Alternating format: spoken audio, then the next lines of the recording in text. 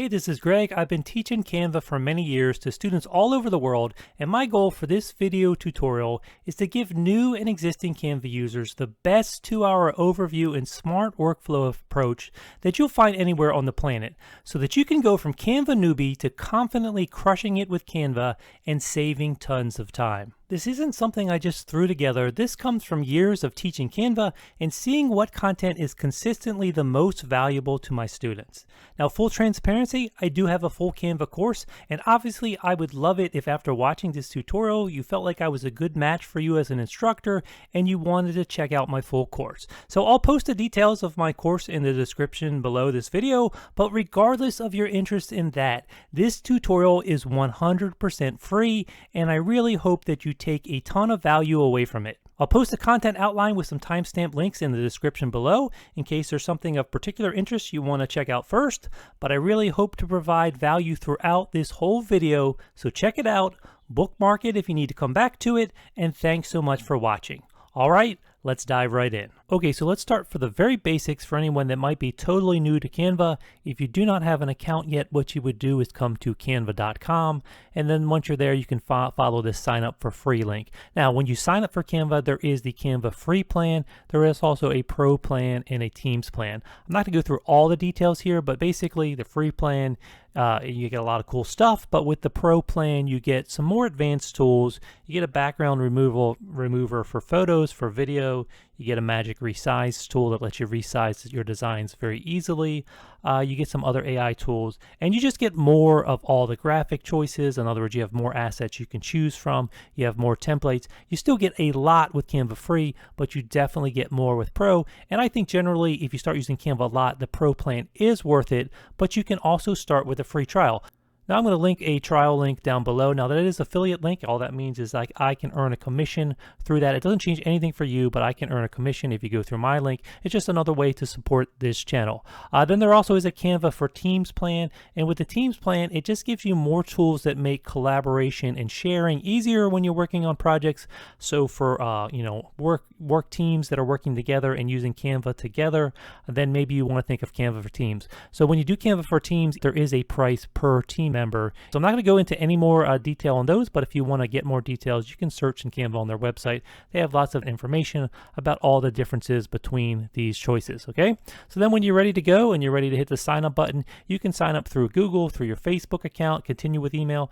It's not very hard. So any of these things, you just need to email, you can set up a password, or you can just go through your Google account or through your Facebook account. Any of those is going to work fine. I'll leave that choice for you.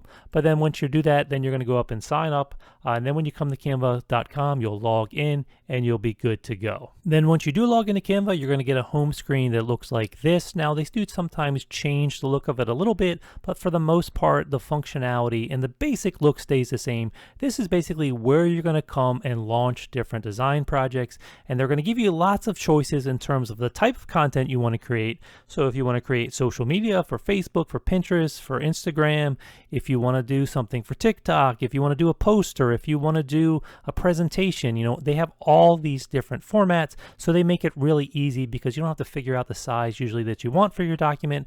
Now there is this custom size option if you do have a custom size, so you can do that as well, but this is basically just the screen where you're going to launch your designs, and then you're going to jump in and actually create design. Now we're going to get into all this, but let me just say this is the version on desktop. Now there is a mobile app and there is a desktop app. There aren't a lot of huge advantages of working on a desktop app versus just working sort of live on the web here. So I usually just use a live version. And the phone version is great sometimes when you're getting in there and updating a template, just dropping in content for something you already created. But I generally find when I'm creating designs for the first time, I just really do appreciate having the extra screen real estate that you have when you're working on a laptop, on a desktop, or at least a bigger tablet device where you have more screen real estate. So that would be my advice when you first start out, is use the biggest screen possible just so that you have more real estate. Now later, if you want to get into the mobile app for doing things quickly, once you have some designs ready where you just sort of have to drop things in because most of it is done already, then sure, go ahead and get into that. But this tutorial is going to be me working on my desktop. Okay, so let's just go over a few things on this home screen, and then we'll actually get into the project interface of Canva.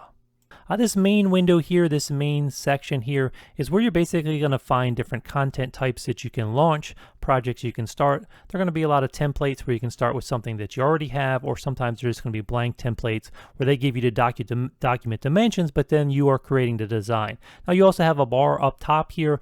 These are things you don't need to worry about too much here. This Canva button here will always bring you back to this home screen. You have a little expandable menu here where you can hide or show this left menu. Then you have some options here you can look at if you want. Nothing too crucial in there. And then over here you have some things like you can download the app. Then you have notifications. This bell is going to turn blue if you ever have someone like requesting one of your designs or something like that. You'll see your notifications here. If I click on that, it'll expand and show more. And then if you click on this here, it just sort of goes over your profile. You can come in here. You can check out all this stuff. If you have a team, you're going to see your teams here, and you can switch between teams. You can get to your account settings, and you can also get to your settings from this gear icon up here. And if I click on that and we go under account settings for a second, I'm not going to go over all these things, but we'll just go over some basics. So this is where you have your name, you have your email, you can see any accounts you have connected. So as you start to connect social media accounts, you can do that because there is a content planner where you can publish directly from Canva to different social media platforms. So you can see anything you have connected up here under this connected social accounts. Then you have apps that you may have connected. We'll go over the apps tab in a minute. And then you have some other things here. You can choose whether you want a dark theme, a light theme. And again, I'm not going to go over all of this, but you can find all these settings under this settings tab here. And then of course, once you want to go back to the home screen I mentioned before, just click this in the upper left corner, and that's always going to bring you back to this home screen. Let's just talk about the left menu really quick, and then we're just going to jump into this, and we're going to jump into designing in Canva because we don't want to spend too much time here. We want to get into actually creating designs. So on the left menu here, this is just where you're going to be able to see your folders, which are going to be stored in this projects tab. You'll start to see your folders show up down here. You can invite team members to your team members here if you have that team plan. And then you have apps tab. I'm just going to go under this apps tab really quick. As you get into Canva, you can start to hook up other third-party apps that sort of extend your functionality of Canva. So things like Dropbox, if you want to be able to bring stuff directly from Dropbox or Google Drive. And then there are also some things here that let you add special effects to photos and other things. So I'm not going to go into this too much now, but you can search around, and just know you can also get to these apps within the project interface itself. But if you want to learn a little bit about all of them, you can just go over to this apps plan. And then also we're seeing the content planner is one of those recommended apps, and we're seeing this icon here. If you ever see this crown lets you know it's one of those pro features that is available under the pro account. And with this content planner I mentioned before, yes, you can schedule things directly to social media by hooking up your sort of your social media platforms, and then using this content planner to schedule out your designs to your social media platforms. Okay, so let me just use this back to home again. That's going to do the same thing as this. So we'll just go back to homes. So you have this app tabs, you have templates. Now templates is going to show you different templates under all the different design categories that you can choose from, but it's actually not that important that you do that, because you can also see all these templates within the project interface, which I'll explain as we get into this. Now, Brand Hub, that's just where you can store things like your logos, images that you use all the time for your brand, colors that you use for your brand. And again, that is a pro feature, but if you have that, you can check out the Brand Hub. And again, then these are just folders and stuff you created within Canva. We'll circle back to that at some point, but right now I'm not going to go over this anymore. And then over here to the right, this is just where you're choosing what kind of design you want to launch. So for you, when it's under this tab here, it's just showing you some of the recent stuff you've created. If you go under any of these other tabs, it's going to start to repopulate what you see down here, and it's going to repopulate with things within that category. So if I click on social media, then it's just repopulating down here with different templates and design formats related to social media. So we have Instagram, we have Facebook, we have LinkedIn, and then so on down it goes. So you can just click any of these to launch something, or any of these to get farther into a category, see more options. But one of the easiest ways to launch a design is just to come up here and start typing in what you want to create. So for example, let's just say I wanted to create a poster. I could start to type in poster, and as I type out letters, it's going to start to give me ideas of what it thinks I may want, and I can click on one of these to see more content within that category. Or if you type out more and more, it's actually going to start to show you more things here. And so for example, here I have a poster that's 18 by 24, and then if I wanted something in that landscape format, I could click on this.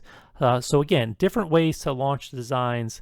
That's all you're really doing from this home screen. You can get to folders and other things, but the main thing you're going to be doing is launching your designs. So let's do that now, and let's go ahead and jump into it. So for this starting example, we're just going to create a post here. We're just going to launch this poster format. So I'm going to go ahead and click on that. And then when I click on that, again, it's showing me more within that category that I just chose. And so now it's showing me poster templates. Now I can choose one of these designs where it has a design that's pre-made for me. And then usually what you would do is you would customize a little bit with your own content. So it's great because you're not starting from scratch, and you can just very quickly have something that fits pretty well what you're doing, and you're just going to update it a little bit. But it's also okay to just launch something blank, because as I mentioned before, all these templates we can get into from the project interface. So let's do that now. Let's just create something blank and let's jump into the Canva interface. Okay, so Canva has gone ahead and it's launched a project. Since we chose blank poster, it has created a project based on that choice. And so now here we are in what I call the Canva project interface. Now, because I'm recording my screen to create this tutorial for you guys, what you can't see here is that just out of frame here, I actually have a tab still open for the Canva home screen. So I clicked on it now, and then I can click back and jump back into my project. So every time you launch a project from that Canva home screen, it creates a new browser tab in whatever web browser you're using, if you're using the web version of Canva, and you have another window that's open there, another browser tab. So I can go back to the home screen, and I am going to launch one more project right now just because I want to show you one difference that you can get based on your choice here. So I'm going to choose video. When I choose video here, I'll choose this option here, and it's just going to again pre-populate with some choices, some video templates. So I'll give this a second to load, and then I'm just going to choose this blank option, create blank video, and again, once again, it's launching a new browser tab. So now I have this browser tab open here, and this is going to be my video. So it's still launching. It takes a second.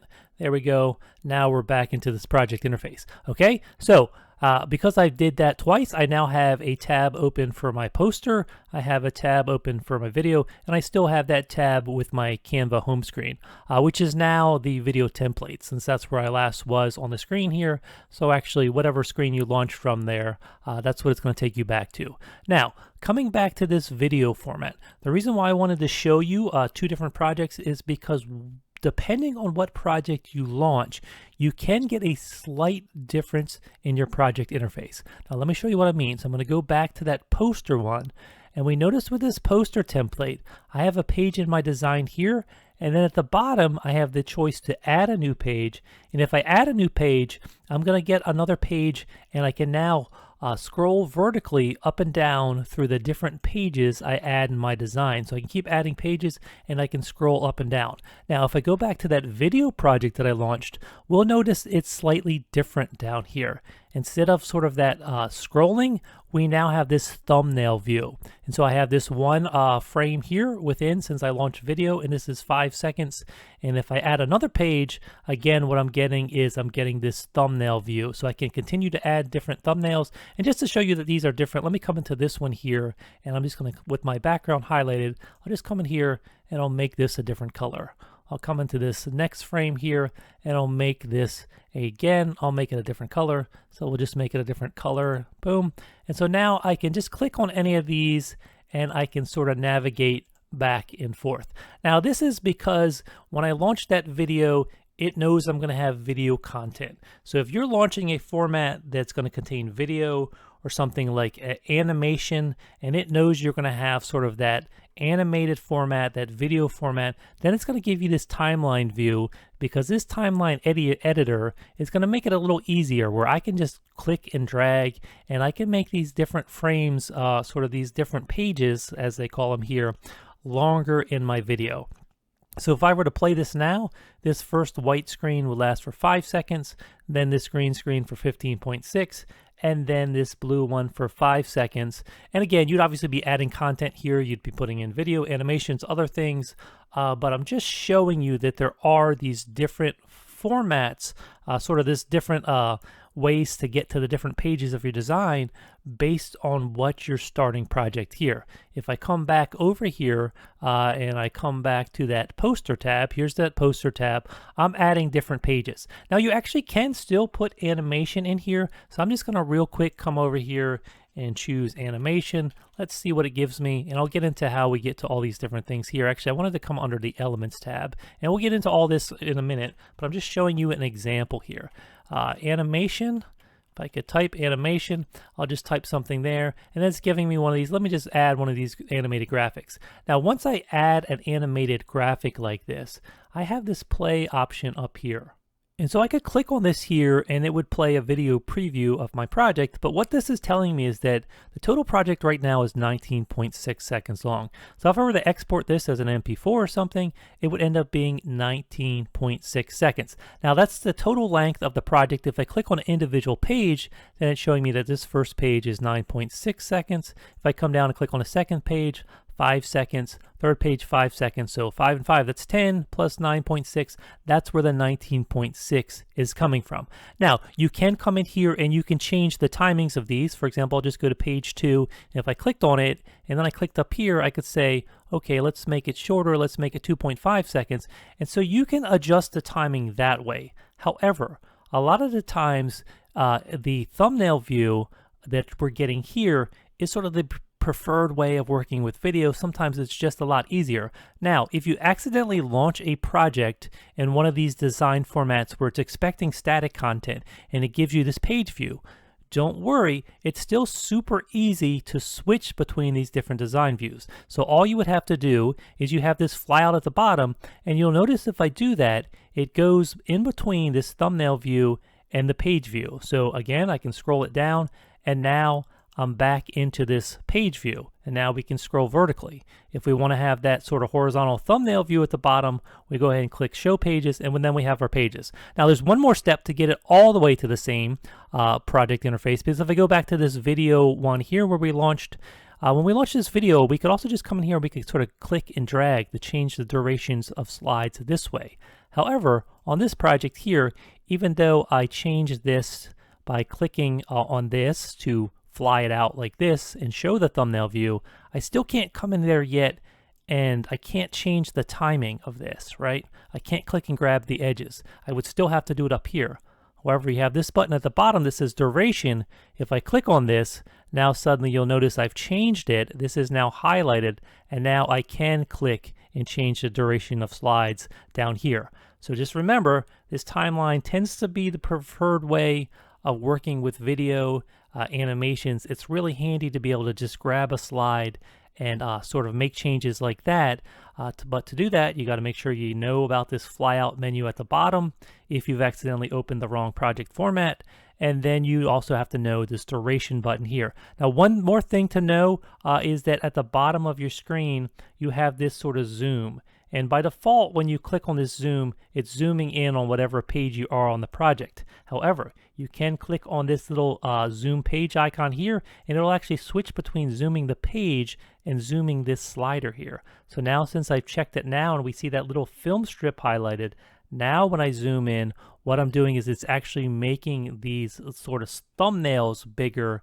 And that's really helpful because sometimes if you want to get in here and make a precise edit, and you want to be more precise in here in terms of your dragging and rechanging the timing, then you will sometimes want to come in here and zoom in or out on these little thumbnail images you get on the bottom.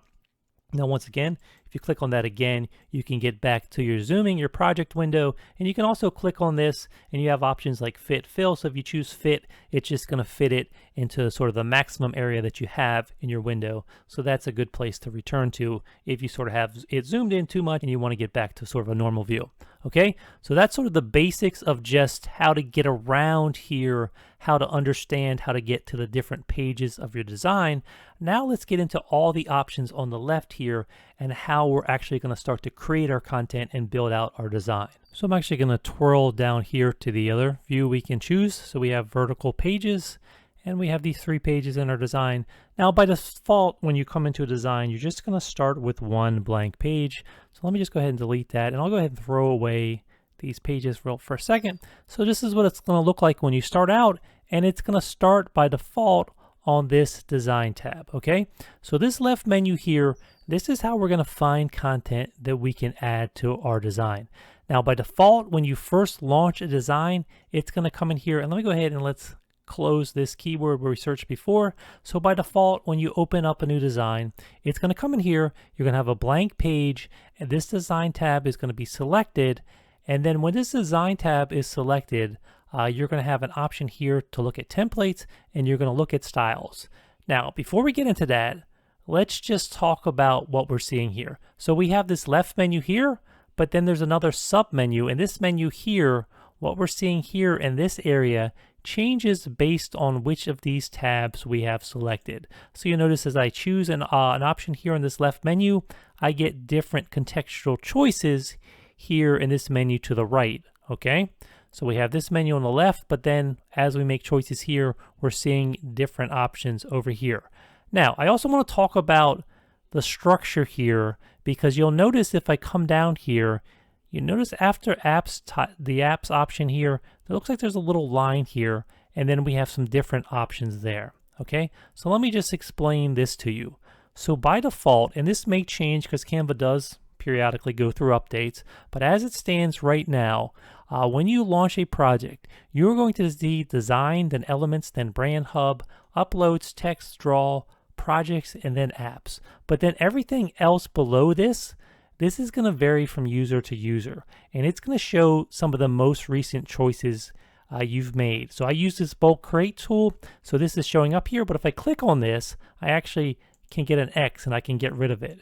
And so everything below this apps tab, I can use this X option, and I can actually get rid of these options, okay? So by default, you might only see these choices when you first launch Canva. Now, the apps tab is where you can go in and find some of those new options. And so for example, if I went in under my apps tab, which is highlighted now, and we'll talk about this more, but for now I'm just going to choose this backgrounds option. Now suddenly when I did that, it's letting me search backgrounds over here, but now we're seeing that that background option is now appearing in my left menu, okay? So your left menu is always going to be these default items, and you'll notice if I come up to everything below backgrounds now from apps on up, there's no X option. I can't get rid of these. These are always going to show up by default, but everything below that, these are sort of going to vary based on what I've used most recently, and if it starts to become too congested down here, you can go and you can hide some of these if they're not things you're currently using on a regular basis, okay? So just wanted you to understand that difference. Now let's start to go through these different design tabs here, these different tabs where we can find content to place in our project. So let's just start where it starts when you first open a project. When you first open a project, you start with this design tab highlighted and the templates option within that design tab option. Now, you remember how I mentioned before, when you launch a project, you don't have to go through all the templates on that home screen, because you can get to all those templates and see those templates here from this screen. And you do that under Design tab and under this Templates option from under the Design tab. So now it's showing me lots of different templates that sort of apply to this poster category, and I can apply one of these to my pages, to my page here, whatever the highlighted page is, just by clicking on it. So if I click on this one, you'll notice that it's automatically going to update here. My design that I had on that page is going to be replaced with whatever template I clicked on, and then it's showing me more templates like this. But if I want to get back and see all those templates, I can just use this arrow here to get back, or I could have clicked on the Design tab and then on Templates to get back. Now, if I want to get more specific in terms of what templates I look at under this posters category, I can start to use keywords up here. So let's just say I was designing a poster for a birthday party. So if I type in birthday here and hit enter, then suddenly all of these templates have updated, and you'll notice now that I'm seeing birthday themed templates. So this is where Canva is great, because there really are thousands upon thousands of templates in every imaginable category pretty much, where you can start your project and find something that gives you a good jumping off point so that you don't have to start with the dreaded blank screen. Because if you don't have tons of experience in graphic design, and even if you do, it's helpful to start from a point that gets some of the work done, so you're saving time, okay? And then of course with this here, you could still come in, you could edit the text, you can add different items, so you can still come in and change these designs, but it's giving you a good starting point. Now when we typed in birthday, we also have a whole bunch of suggested keywords it's showing us now. So there's birthday girl, there's birthday collage. So let's go into birthday collage for a minute. And so now we have some different things. Now, they didn't change these a ton, but sometimes it will. It sort of depends on what category you're under. But here, for example, this is one. This is definitely a birthday collage, where now suddenly this particular template has a bunch of picture items, which we could come in here and we could edit these. And of course, you can replace them with your own content. Okay, so the whole idea with this design tab here is that it just lets you look at all the different templates. And again, if it's showing here, you can always use this back arrow to get back to the previous category. And when you're under this design tab, under templates, it's giving you lots of potential starting points for your project. And again, if you have something on screen highlighted, you can click on something and replace it. If you add a new page and go to a new page, then you can choose a new template. Just click once and it's going to show up there and replace what's on your page. Now, let's talk about the second part of this. The second part of this is this Styles tab. So let's go under the Styles tab now. So under the Styles tab, Canva has some options for you to automatically and quickly cycle through some different font combinations for your project, some different color combinations, and you can find that under this Styles tab here. So you can see it's showing me some of my particular brand color palettes. So if you have the brand hub with the Pro plan, then you might have brand colors, and you can click once and it'll apply all your brand colors to that particular design. Now you can also come down and find these color palettes and just start to click through some of the different combinations. So I clicked on that once, and now I have this shuffle option.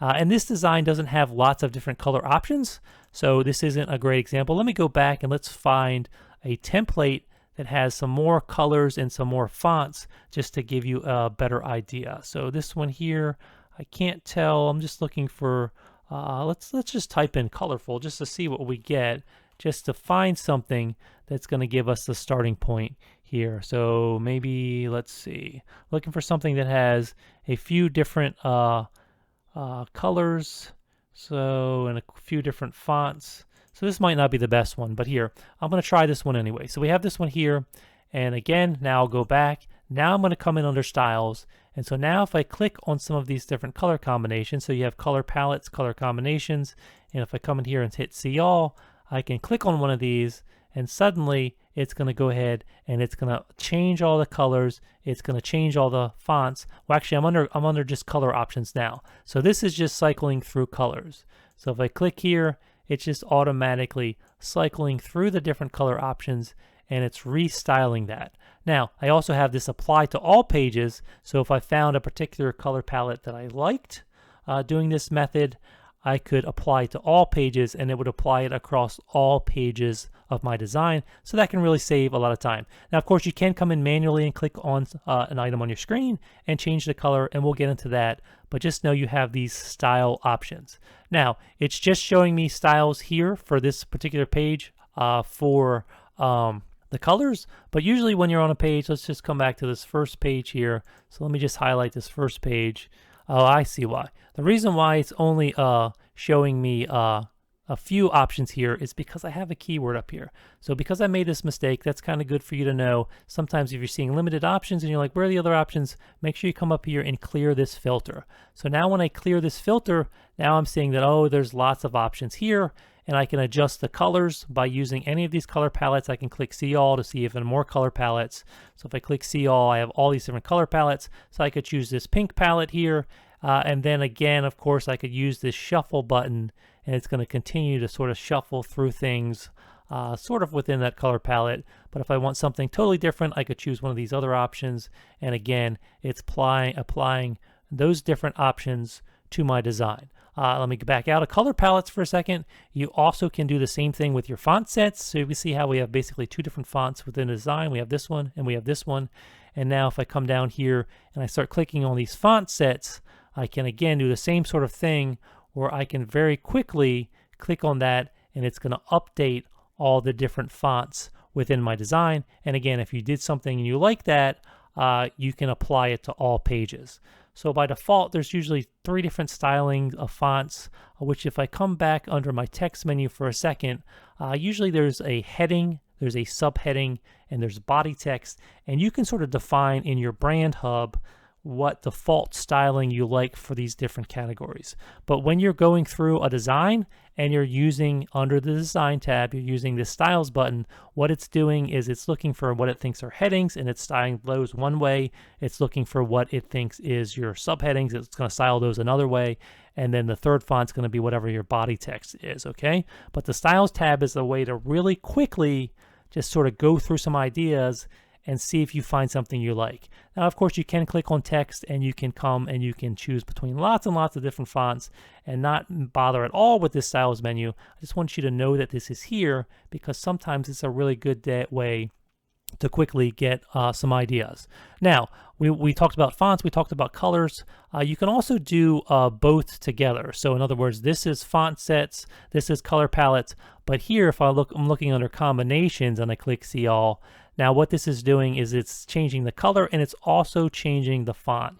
So this is giving you a pairing of certain color palette and it's also giving you a new font set, okay? And again, this too also has this cycle button so you can start to cycle through. And you'll notice how you see the different colors here. It's sort of cycling through these different colors within this color palette when we hit the shuffle button. But if you want to find something totally different, you can start to scroll down and you can say, I like these color tones here better. So you could start to try this option.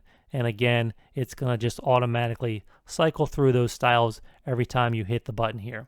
So that's basically the design tab, and that is the styles tab. Let me show you one more thing with the design tab. So let me just come back. I'm going to come back to my home screen and I'm going to launch a project that I know, so click here to get to my home screen. I'm going to launch a project that I know a lot of times is going to be a multi-page format. So if I did something like a magazine or an ebook or a presentation, I'll just do presentation in this case. So I'm going to type in presentation, go ahead, click enter. It's going to give me some options. And so I'll go ahead and launch a blank presentation design. So give it a second to load here. It's taking a little while. Blank presentation. Yes, we're going to go ahead and create a blank presentation.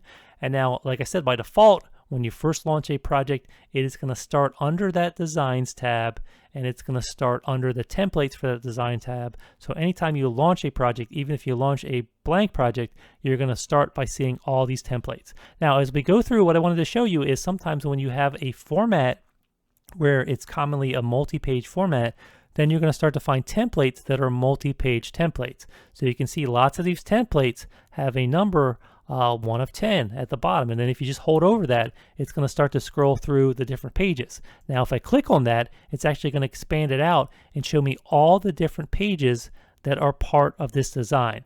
So now I could click on any of these individual pages here. So for example, this one, and I could apply this page. If I like this page, I could apply this page. Now, if I wanted to launch all of these, let me just change my format here. So I'm just going to go with this. So now I'm in the page view. And so we can see that I only have one page in this design currently.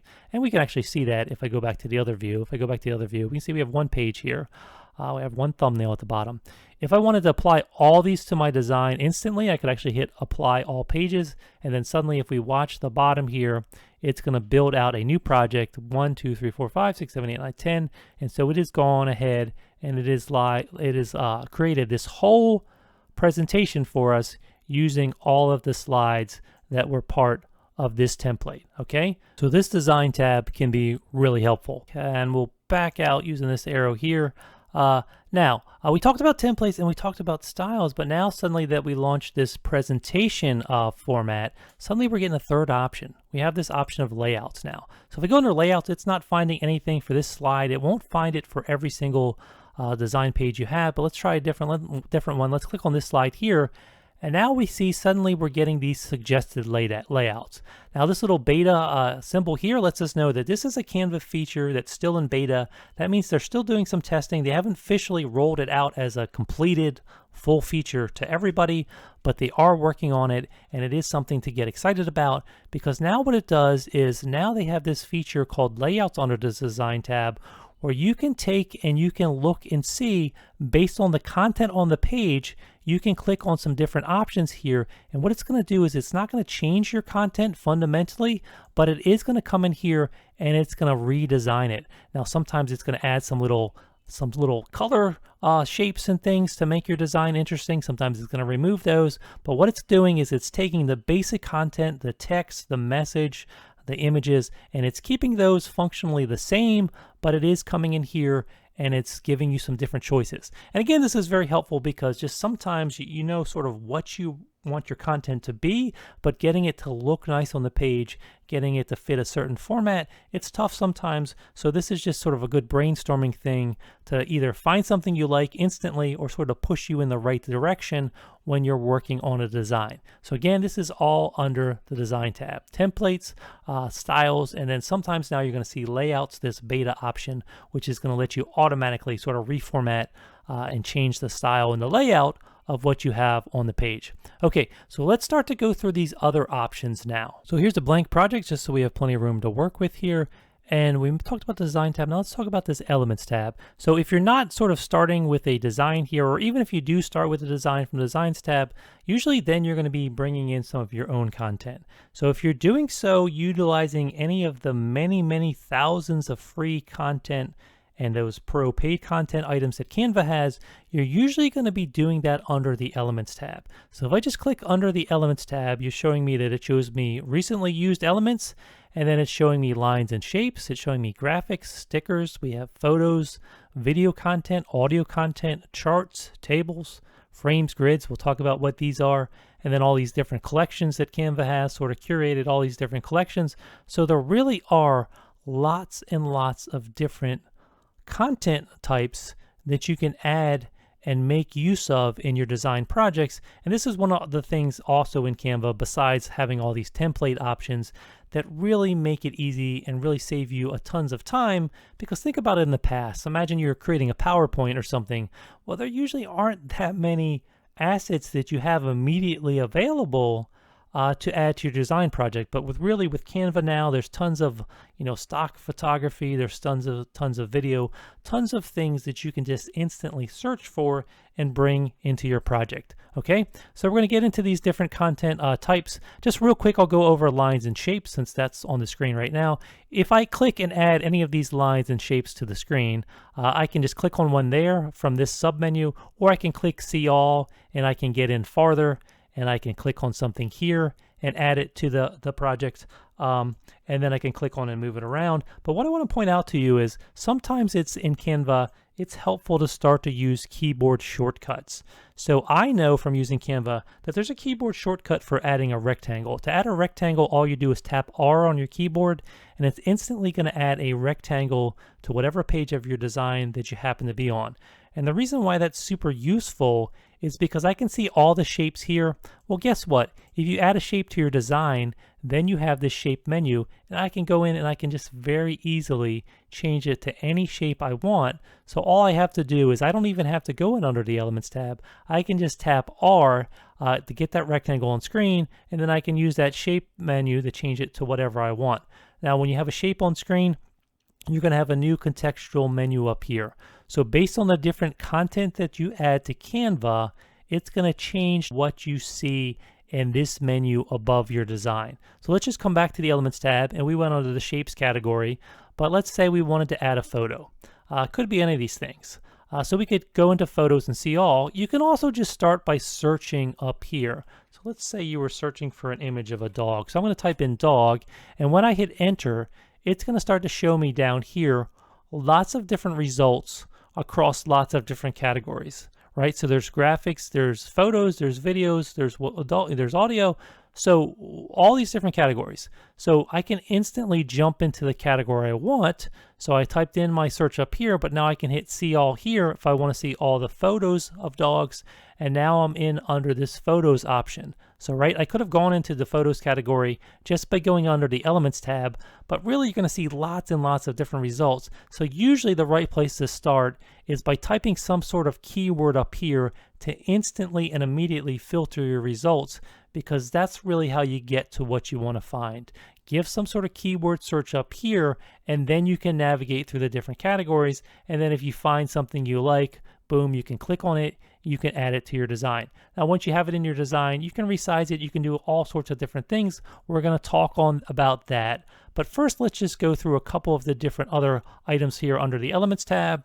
So again, you're searching, and so let's say this time you wanted to add a cat. Again, you search, and then once you search, you can use this menu up here to very quickly go through the different categories. So here's video. You can also come down here and choose video, but let's just say right here, if I click on video, then what it's going to do is now it's showing me just the results for videos that are cat videos. So I could choose on any of these videos and just click it and bring it into my design. Again, use these handles to just resize it.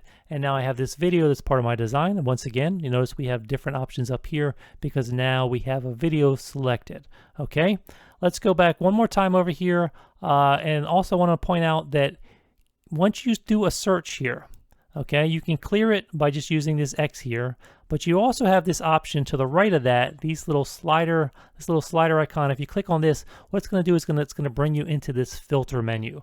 And basically what you're going to do is it's going to keep your keyword as relevant, but it's going to allow you to search based on different search filters. If I only wanted to see pro results, I could click on this, and it's only showing me assets now that are those paid assets. You're going to be able to use them for free if you're a pro user, but these are assets where if you had them in your design as a free user, you would have to pay a price to be able to use them in your final exported content. If I choose something like cutout only, it would show me ones where the background has been removed. If I choose something like animated, I'll go ahead and choose animated here. And now if I come and back out of this for a second, so click anywhere outside of this, and now it's just going to show me animated. Now, videos, of course, everything is sort of animated, so I would have been better if I was in under something like graphics, and then I had that animated filter, because now we're noticing that I'm seeing just animated items under this graphic options for cat. Now, whenever you're seeing results over here in this menu, if you see a blue circle up here over the filter icon, that's letting you know that, hey, you have some filters applied. Because it's a blue 2, that means I have 2 filters applied. So I could come in here, see that I have animated pro. If I say, hey, I want to see all the graphics of cats, I could clear all, and then now click outside of that. And now it's going to show me all the graphics for cat, but it's showing me ones, even ones that are just static ones that are not animated, okay? So I just wanted you to know that this filter bar is here. Again, it's just another way to really narrow down your results to find what you are really looking for. Okay, so now that we have some different content items in screen, let's talk a little bit about these different types of content we have within Canva. So there are even more that we're going to talk about, but let's start by just talking about photos. Then we sort of have a graphic here, and then we have a shape, and then we have a video. So let's talk about each of these different formats just briefly. So first I'll just click over on the photo here. Now if you ever have this side window open, you want a little bit more screen real estate, you can always just use this little button here to sort of collapse that. And then when you choose anything again, it's going to fly back out. But again, you can just use this little hide button here just to click and hide it, just so you have a little bit more space on screen to see your actual design as you're working with elements in your design. So again, when you click on anything, it becomes highlighted. So I can click on anything, it becomes highlighted. I'm on my photo now, and with my photo highlighted, if I drag from any of the corners here, these corner handles, then I can just size down my object. Now you notice when I size down something, the opposite corner becomes anchored. So for example, let's say I wanted to put this thing here, and let's say I wanted the corner of my photo right in the center of the red circle there. You'll notice that as I drag things around, you start to see these blue guides on screen, sort of helping you align things,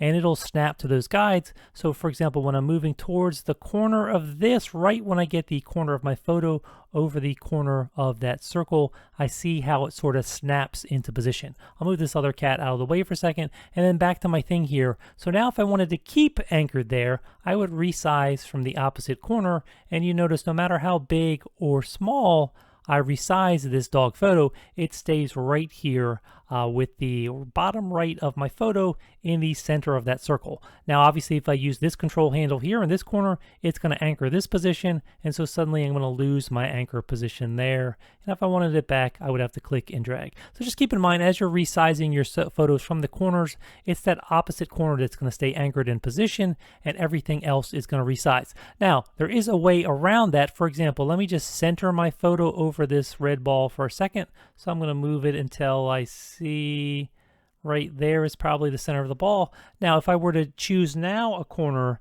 and I wanted to keep the center sort of aligned with the ball, I can hold down the Alt or Option key. So that's Alt on PC, Option on Mac.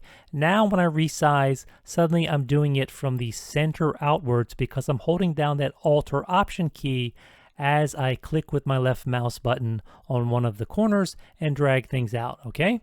So again, resize from any of the corners and it'll anchor the opposite corner, but if you hold down that Alt or Option key as you resize, then suddenly you can resize out from the center, okay? Now, if you use these side handles that you get on photos, suddenly now you're cropping your image. So you're actually, when you resize here, you're keeping the same proportions when you resize from the corner anchors, but now suddenly you're changing the dimensions of your photo and you're cropping if you use these side handles. So maybe I want to get rid of all the extra space around this dog and I just really want it to be in tight around him. That's when I can use these side handles and I'm cropping my image. Now, there are other ways to crop here. For example, if I double click on an image, so let me do that again, a left double click, and a left double click, it takes a second, but then it opened up this crop window. So now once I've double clicked and I'm in this crop window, and I can actually see here in the highlighted portion what's going to show, but then I see there is actually a bunch of extra photo here. So if I did want to suddenly expand out to the whole photo again, I could do this. Now the other thing you can do here is once you're within here, you can actually scale up your photo and have a larger portion of your photo show in the window. So if I wanted to do something like this and then really push in on the dog's head, you could also do it this way. So again, I can click on this portion and just resize what is showing in my frame. And then whenever I do that, I can either hit enter or I can hit done. So I could click done here, but I'm just going to hit enter on my keyboard. And when I do that, it commits the change. And then suddenly I'm back within the main window here, no longer under that crop window, but I've cropped my image. So again, a couple different ways. You can double click like I mentioned, or with the photo selected, you can just come under edit photo, and then from edit photo, you have these different options and you can go to this crop option, and that gets us into the exact same interface. Now again, if I wanted to reset to the entire image, I could do a couple different things. I could start to drag in here. I could just resize however I needed to. I can grab my crop handles. I can scale out. And again, you can also scale out this way just to make sure you have the entire photo selected. So that's just to make sure your crop's going to be the whole photo. I'll go ahead and click done. And then if you say, but I want the size to be a little different, you can still then, once you're back in this window, size up or downwards, okay? So that is working with photos. Now there's some other things with photos that we'll go over really, really quickly. I don't have time to go everything right now, but as I mentioned here, some of these things you're going to see: position, animate, transparency, coupling styles, locking. You're going to find these on all features, but then you're going to have contextually some things that are specific to what you have selected. Right now, since it's a photo, we can flip the photo, so we can flip it horizontally, we can flip it vertically. Of course, that wouldn't make too much sense, but maybe you want to flip it horizontally. And then you can come in under this edit photo option. Again, under this edit photo, remember that's how we got to crop. But we also have this special effects window here. I'll go over some of these in just a second. But very quickly, let's just go over to the adjust menu and go through these options here. Okay, so there is an auto adjust option here. If I click on that, it's just going to go ahead and make some slight adjustments that it thinks are appropriate. So sometimes that can work out, but you don't always want that. So I'll go ahead and reset this. And then again, about this thing in general, I don't want you to think this is a replacement for Photoshop, even for Lightroom. You know, it's still very basic at this point, but Canva does continue to improve this. So I think there's hope in the future that this can become a pretty useful tool, and there are still things you can do here. But again, at this point in time, do not think that this replaces some more advanced photo editing software. But still, let's go over the basics we can do in here. Okay, so the intensity, this is going to be the intensity of the overall adjustment, so we'll come back to that. But right now, you can work on the whole image, the foreground or the background. Let's just start on whole image.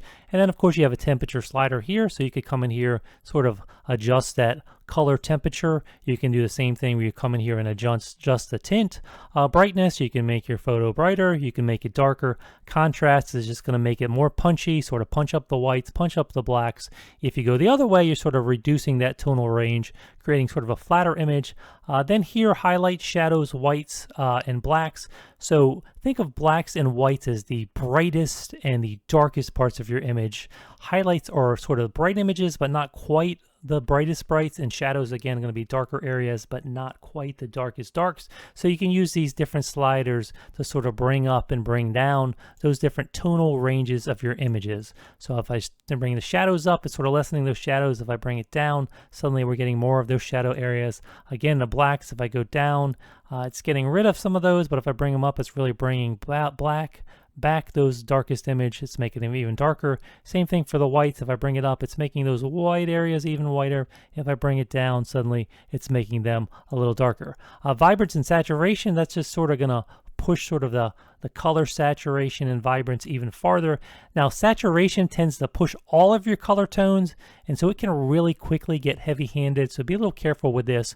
Vibration, you have a little bit more flexibility with, because when you do vibration, it punches up the color tones, but it doesn't take the most saturated colors and adjust those, okay? So it's going to take colors and make them a little bit more saturated, but it's going to recognize colors that are already really saturated, and it's not going to punch those up, so you can do a little bit more with vibrance, whereas if you go into saturation, suddenly it's going to really just start to look oversaturated. So be a little careful with those sliders. And then again, the sharpness and clarity, those basically are taking those contrasty parts of your images and making them a little bit more contrasty, and then the opposite, if you go down in sharpness, if you go down in clarity, then sort of you introduce more blur, more of that soft look. Again, you punch it up, it becomes more crispy, sort of more contrasty. Okay, and then vignette, if you go to the left, you're basically going to start to introduce a white vignette at the outer edges. If you go the other way, you're going to start to introduce that dark vignette. So again, I don't know how often you're going to use this. I use it very, very sparingly in my designs, but I just wanted to let you know that that is there. Okay, and again, we were doing it on the whole image, but if we come in here and you go foreground or background, then it's going to try to use sort of AI technology, and it's going to sort of try to keep your adjustments just on that part of the image. So if I choose background here and I take down the brightness, you'll notice that it's really just affecting the background. If I take it up here, foreground, it's really just affecting the foreground, okay? Excuse me, just affecting the background. So again, you can use that to come in here and sort of control what part of the image you are sort of making the adjustments to. And again, I think less is more with these sliders. This is not a really refined tool like you can get if you're inside of Photoshop. However, it can be useful in certain situations. Okay, let's just switch over finally to the effects menu here. Again, the effects menu, you have some different things here. I'm going to go over this Magic Eraser and Magic Edit a little later in this little intro to Canva. Right now, let's just talk about some of these other options really quickly. So shadows, you can come in here, you can do things like adding a drop shadow. Since it's the whole image now, it's going to add it to the whole image around the frame. And then you have some adjustment sliders. Same thing for these other things. You can do blur, you can do a couple other options. I'm not going to go over all of them. You can apply different filters. I'm not going to go over all of them. And then the background remover. Again, this is a pro tool, but when you click on that, it attempts to remove the background from your photo. And so now, since I have a shadow applied, you're noticing now it's just getting applied to just the dog itself because we've removed him from the background. And then, of course, I could crop in a little bit like that. So the background remover is a really cool tool if you are a pro Canva member, because then you can have some assets and you can cut them out from the background and use them in your design in ways you wouldn't be able to perhaps if they were still part of that whole image. Okay, so those are images inside of Canva.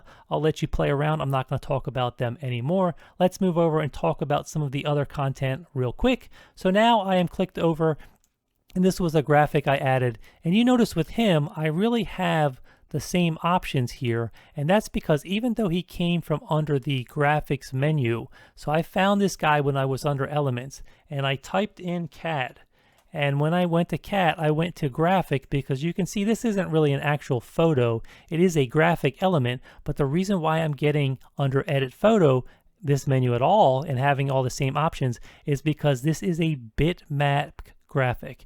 In other words, this is made up of pixels, okay? This is made up of pixels. So when you have something made up of pixels, you're going to get that edit photo option. Now, just to show you that you're not always going to get that, let's come in again. Let's search for cats. And so I think I did that before, but now under cat, under graphics, we can see if I choose one of these here, then suddenly I have picked something that is a vector graphic. And so vector graphics are things that are not based on pixels, they're based on mathematical equations. And so now suddenly I can come in here and I can do different things with this vector graphic. I can come in here and change some of the colors up, okay? So I can change these different colors in here. So again, just know that when you choose a graphic, you are sometimes going to have different options depending on what type of graphic it is.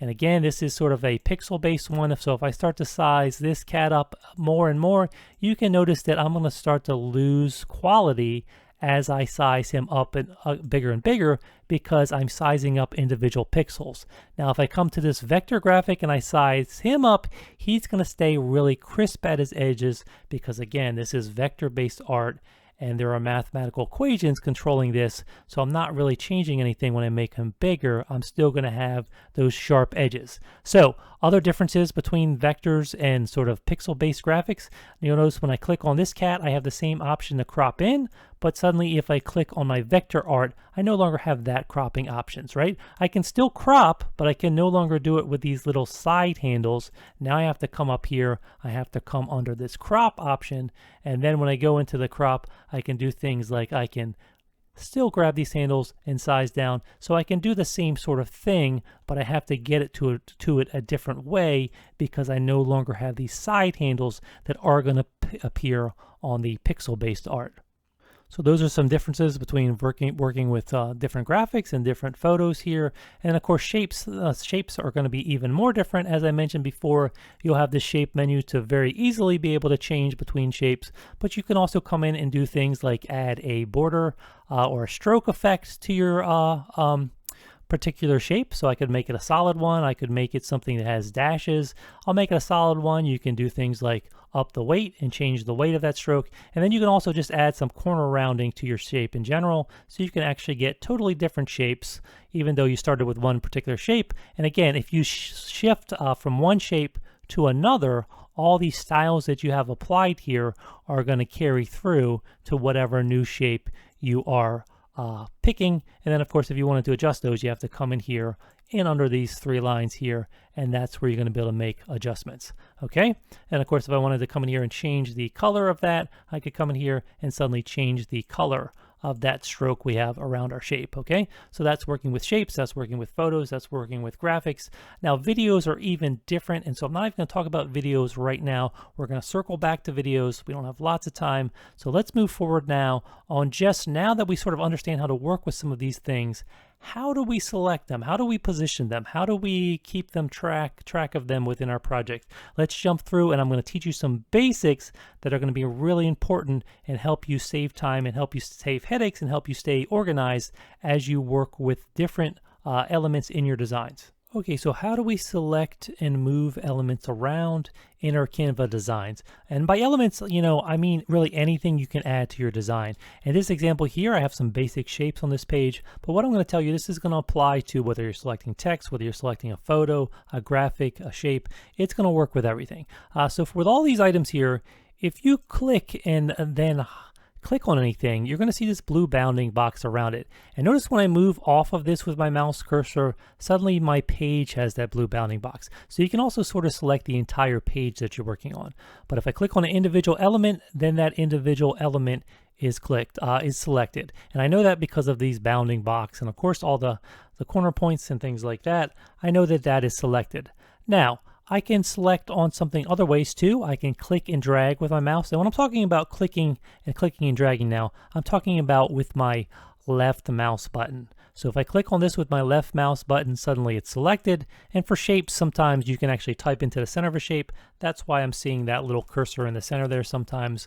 But normally just clicking on something, you're just selecting something. Now, if you right click, you can bring up a contextual menu. So if I right click on this, now I'm seeing ways I can get to these other things. I can copy this shape, I can paste it, I can copy the style. And when you copy a style, you're basically copying the color, you're copying whether it has a stroke, and then of course you have this little icon here. So that's just, so if I copy this style of this, suddenly I could paste that with my little brush here, I could paste it onto a different shape, and so you can copy and paste styles. But I'm selecting things just with that left mouse button. Right mouse button is going to bring up this contextual menu. Okay, but let's get back to selecting. So you can select by clicking on things, and you'll see very intuitively that it becomes, highlighted. This is pretty basic. Now, if you want to select the multiple items, what you can do is click on one item, and then you can hold down the Shift key on your keyboard and click on another item. And as long as you hold down the Shift key, you can continue to add more items to your active selection. And now you'll see how my bounding box now surrounds these 3 shapes because I've selected all of those shapes by using that Shift click trick that we just mentioned, by using that Shift click technique. And then I can sort of left mouse button, hold it down, and I can move everything around at once, okay? And then when I click out of it, suddenly nothing's selected, and if I click on one again, just one object is selected. Again, I can click it and drag it around. Another way that you can select multiple items is you can left click and then you can hold it down, and as you hold it down, you'll see that you start to drag out this sort of blue box, and anything that you have in that box when you release your mouse button is going to be selected. So if I release now, those 2 items are going to be selected. Now if I click out, again, nothing's selected, but then if I click and hold it down, anything that's in there, and you can see how they have the bounding box around them now, when I release it, they're all part of my selection. I can move everything around at once, okay? And also another way to move things besides just dragging your mouse, if you have it highlighted like this, even if you then release your mouse button, it's going to stay highlighted until you click somewhere else. So even though I've released my mouse button, this square is still highlighted. And now I can use my arrow keys just to nudge that object up and down 1 pixel at a time. Now, if I hold Shift and use my arrow keys, then suddenly I'm moving things 10 pixels at a time. So this can just be helpful when you're trying to do some precise movement. You can use that trick where you use your arrow keys, and you can use the arrow keys in combination with the Shift key if you want to move things at slightly larger increments. Okay, so this is the basics of selecting and moving things around in your document. And another thing you can do is if you select multiple items, remember if we click off of them, then I click on one, only one is selected. But let's say we always wanted these 2 to be positioned like this in relation to each other, and we wanted to maintain that. What we could do is we could click, we could select them both, and then we could group them together. You notice when you have 2 things selected, suddenly you're going to have this group option. And if you click on group, then even now when you click off, when you click back on, they're both still going to be selected because now they exist as a group and you can move them around, and they're going to remain as a group even when you click off of them unless you reselect them again and then again use this ungroup option, and now they're back to being individual elements, okay? So that's selecting, that's moving things around, that's grouping. These are the basics, but these are the things that are going to save you headaches by learning these basic fundamentals. Okay, so let's keep going. Imagine now another scenario where, let's say this blue circle was over here, and then suddenly now it's hidden behind that. And I can't select it, and I wouldn't even know it's in my document. But if you want to get a better view of what's in your document and to be able to select things even if they're hidden behind other objects, all you have to do is select any of these items. You can even be on the background here. Go under this position menu, and then under this position menu, you're going to find this Layers tab, okay? And under this Layers tab here is another way, just like we clicked on things in our document to select it, you can click on any of these layers, and now you're going to be able to select that layer just by clicking within the menu here. So that blue circle, even though it's hidden, I can just click on it over here. I see that it's selected now in the main screen because of that bounding box. I could use those arrow keys to move it around. I could click and drag here to move it around, or I can pull it up in my layer stack here, drop it to a new location, so now it's in the front. Now it's really easy to see that it's there. So this is how you're going to move things up and down in the layer stack. This is how you're going to be able to select things and just stay organized, because sometimes when you get lots and lots of design elements within a project, it is tough to see everything on screen at one time or to find everything, but it's really easy if you just go up under the position tab from any element, go under the position tab, bring up this layers menu, and you'll be able to see everything in the layers menu. Now, one thing I mentioned before is that shift click. Well, shift click is actually going to work a little different if you're under this layers menu, because if you're out here in the screen and you click on this item, and then I were to go shift click over here, actually let me do this differently. Let me click on this blue circle, and then I'm going to go to my green star, and I'm going to shift click, and when I do that, just those 2 items are selected. Now, What if I come under the menu here, the layers menu, and I click now on the circle, and then I shift click on the star? Well, what's going to happen is it's going to select the item you clicked on, and then it's going to select everything in between that second item you click on. So since all of these objects were in between, they all have become part of my selection here.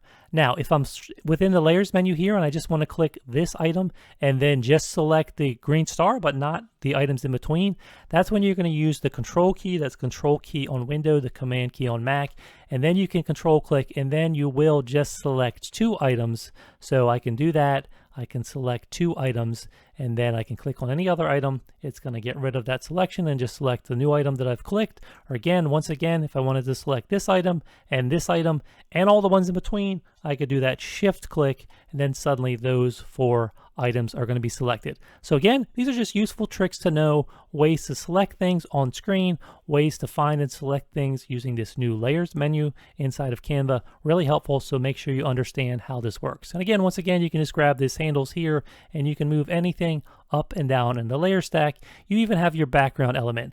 Now, this little symbol here lets you know it's the backmost layer in your design, and so you can select that as well from here. You just can't move that around. You can't drag that because that is the background layer. So you can either have a background color or you can have a background image in here that exists as your background. But you can come in here, you can change the color and everything, and then when you go under position menu, you're going to see it here. Just know that that is the backmost layer in your design, and it's locked to that because of this right here. Okay, we can click on the 3 dots and we can see all the different things we can do with that layer. Okay, I don't really like this brown color though, so another trick is if you hit Control Z on your keyboard, that would be Command Z on a Mac, Control Z on Windows. That's just a really good keyboard shortcut for undoing your last command. You also have up here the same thing. You can see right here, you can redo something with Control Shift Z, you can undo something with Control Z. And again, on the Mac, I imagine those are Command Z and Shift Command Z. Okay, so really helpful to know you can undo keystrokes using that trick here. And as long as we're talking about undoing, let me just come back here and show you real quick. If I go under this file menu, there is this version history option, and you can come through here and you can actually go back to previous versions of your project. So for some reason you made mistakes and you realize, I like the way I had it yesterday, but I've lost it. You can actually find that timestamp in the history and click on that, and it's going to restore that older version of your project. So again, that's helpful to know, and that is under the file menu and under this version history. Okay, but let's get back to working with elements here in our design. We understand now how to select them. We understand how to get in under this layers menu, but how do we position things on screen sort of in relation to each other and in relation to the screen? So I'm going to move a couple things around. We know how I'm doing this now. I'm just doing my shift and drag. But what if I wanted this star directly in the center of the screen? Well, then I could select this star, and then I can come under the position menu. But now, let me go back in and bring it back up, position menu. Instead of layers, you also have this arrange option. So again, select on anything, go under the position menu. Instead of layers, go to this arrange tab. And now we can do things relation to other objects and relation to the page. So now if I use this center option here, it's centering this one thing in relation to the page. And now if I put it in the middle, it's putting it in the middle of the page. So I've put it in the exact middle of my design. If I want to come in here now and I want to move it to the top, I can move it to the top, I can move it to the bottom, I can move it to the left, I can move it to the right. So when you have one object selected, you have the options for aligning things in relation to the page. Now watch carefully where it says align to page right here. If I suddenly select 2 objects, then you'll notice that changes to align elements. And so now what we're doing with multiple objects selected is we're no longer positioning them in relation to the page, but we're positioning them in relation to each other. So now if I suddenly were to use this middle now, what it's doing is it's aligning the middle of those objects. Now if I were to group those to one object, now suddenly it's viewed as one object again. So now suddenly this would switch back to align to page, and suddenly I can align those in terms of the page, okay? So it's just important to know, I'll come in here, I'll ungroup these, but it's important to know when you're dealing with objects and you're dealing with aligning objects, you're either doing it in relation to the page or in relation to other objects. So for example, we could select all of these objects here. So if I were to select all of these objects here, now suddenly I have the options up here to align the elements in relation to each other,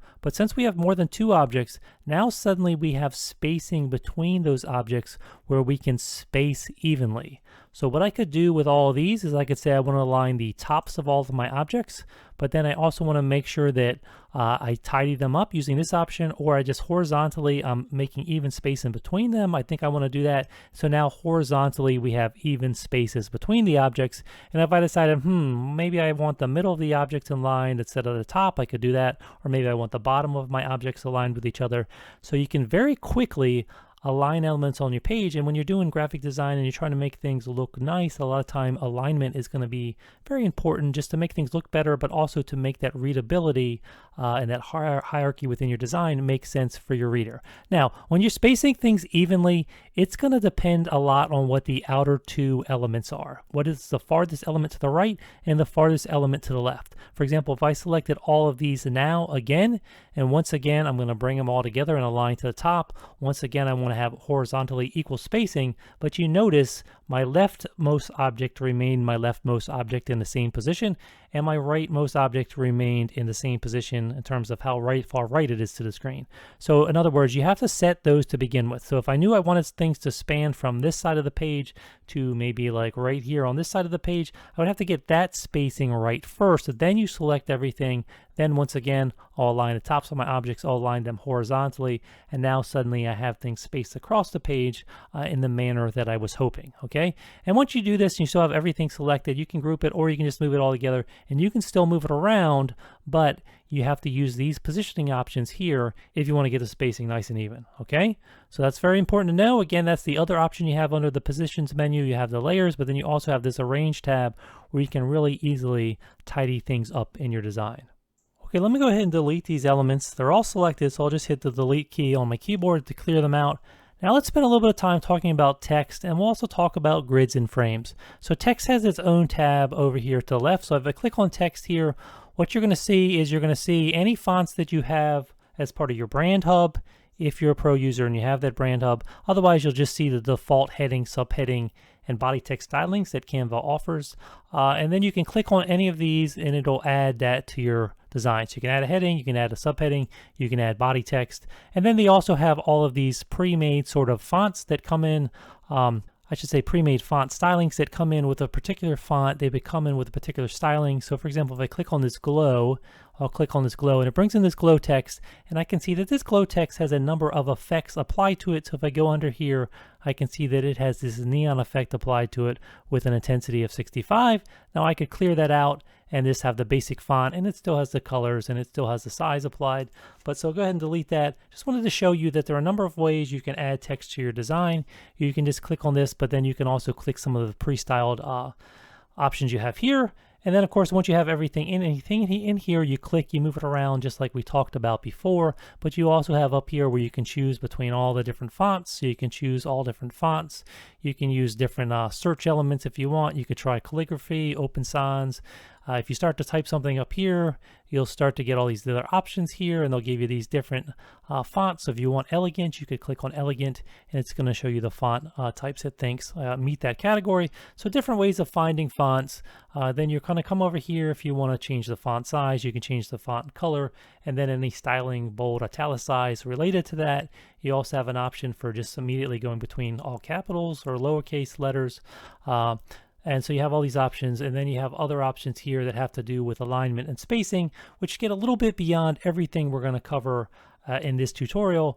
But just know that you have all these options for text. And then as I mentioned before, you have this effects menu where you can come in here and try out some of these different interesting effects that you can just instantly add to your text, okay? But otherwise, everything we said before about grouping items, about moving things around your design, about positioning them, they're all going to apply and work the same way with text, okay? So I'm just going to leave this heading here, but I'll go ahead and delete these other two.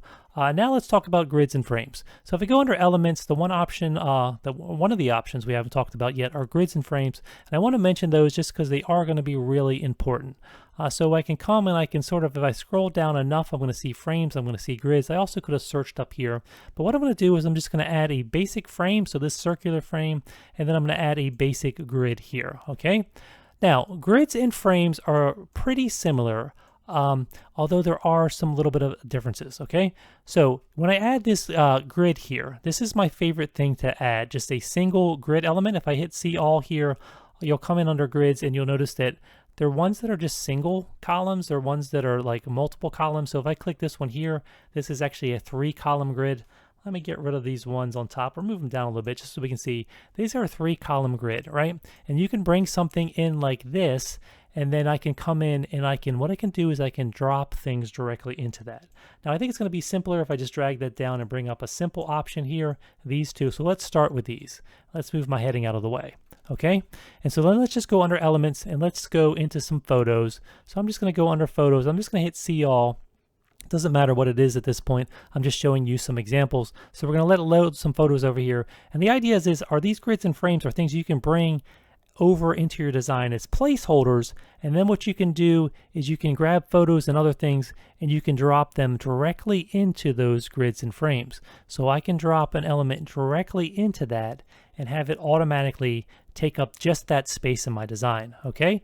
Now if you remember cropping photos before, you can sort of position things within a frame or a grid the same way. So I have my photo in here. If I double click, I can get in here, and then remember I can slide this around, I can resize it, reposition it in the frame. So this is a lot like, remember when we went in and we cropped a photo, you can come in here and you can double click to get inside of a frame, and then you can resize something and move it around a grid or a frame in much the same way as you did when you were sort of cropping a photo, okay? Now, the big difference is frames. If we go back to our menu over here in Elements, frames sort of usually come in these, let's go down and find these frames again. They usually come in these weird shapes, these different creative shapes. So you have some frames here that have these weird edges. You have other ones that might mimic like, you know, an iPhone or something. So you have these different frames here. You have letter frames.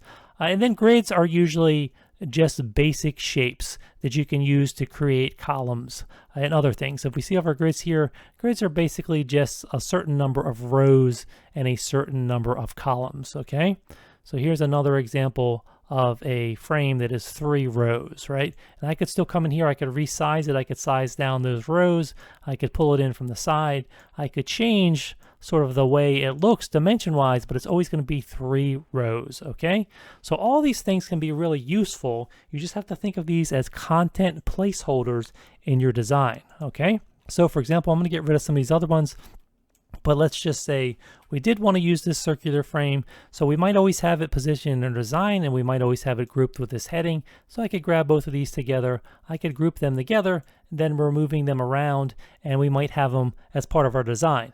Now, one of the powerful things about Canva is that you're going to start to create designs based on content types that you tend to do over and over again, and then suddenly this photo that's currently in this frame, it maybe is just a placeholder. We're going to do the same sort of design, but the next time you might use a different photo, okay?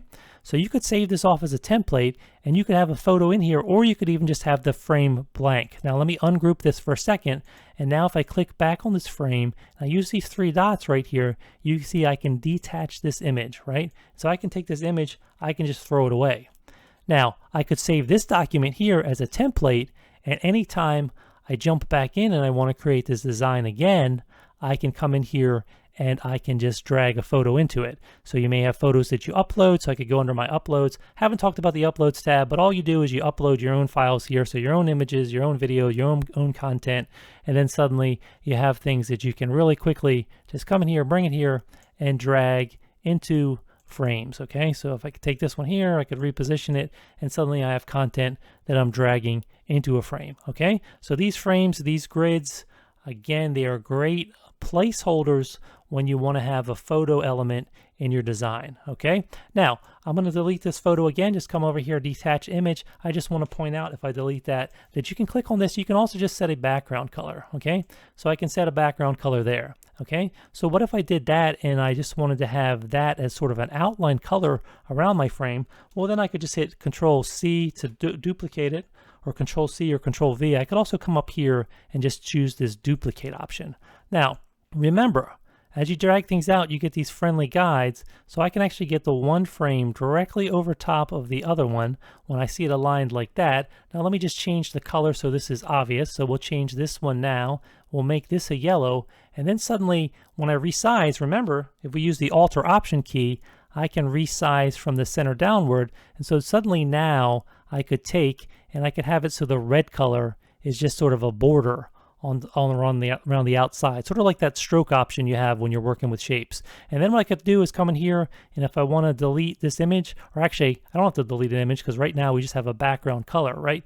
But even though we have a background color, we know this is a frame that we created. So if I come back under my Elements tab, let me just find another photo. Actually, I'll just go under Uploads. I'll grab a photo. We'll bring it in here. Boom, we'll drop it right in there.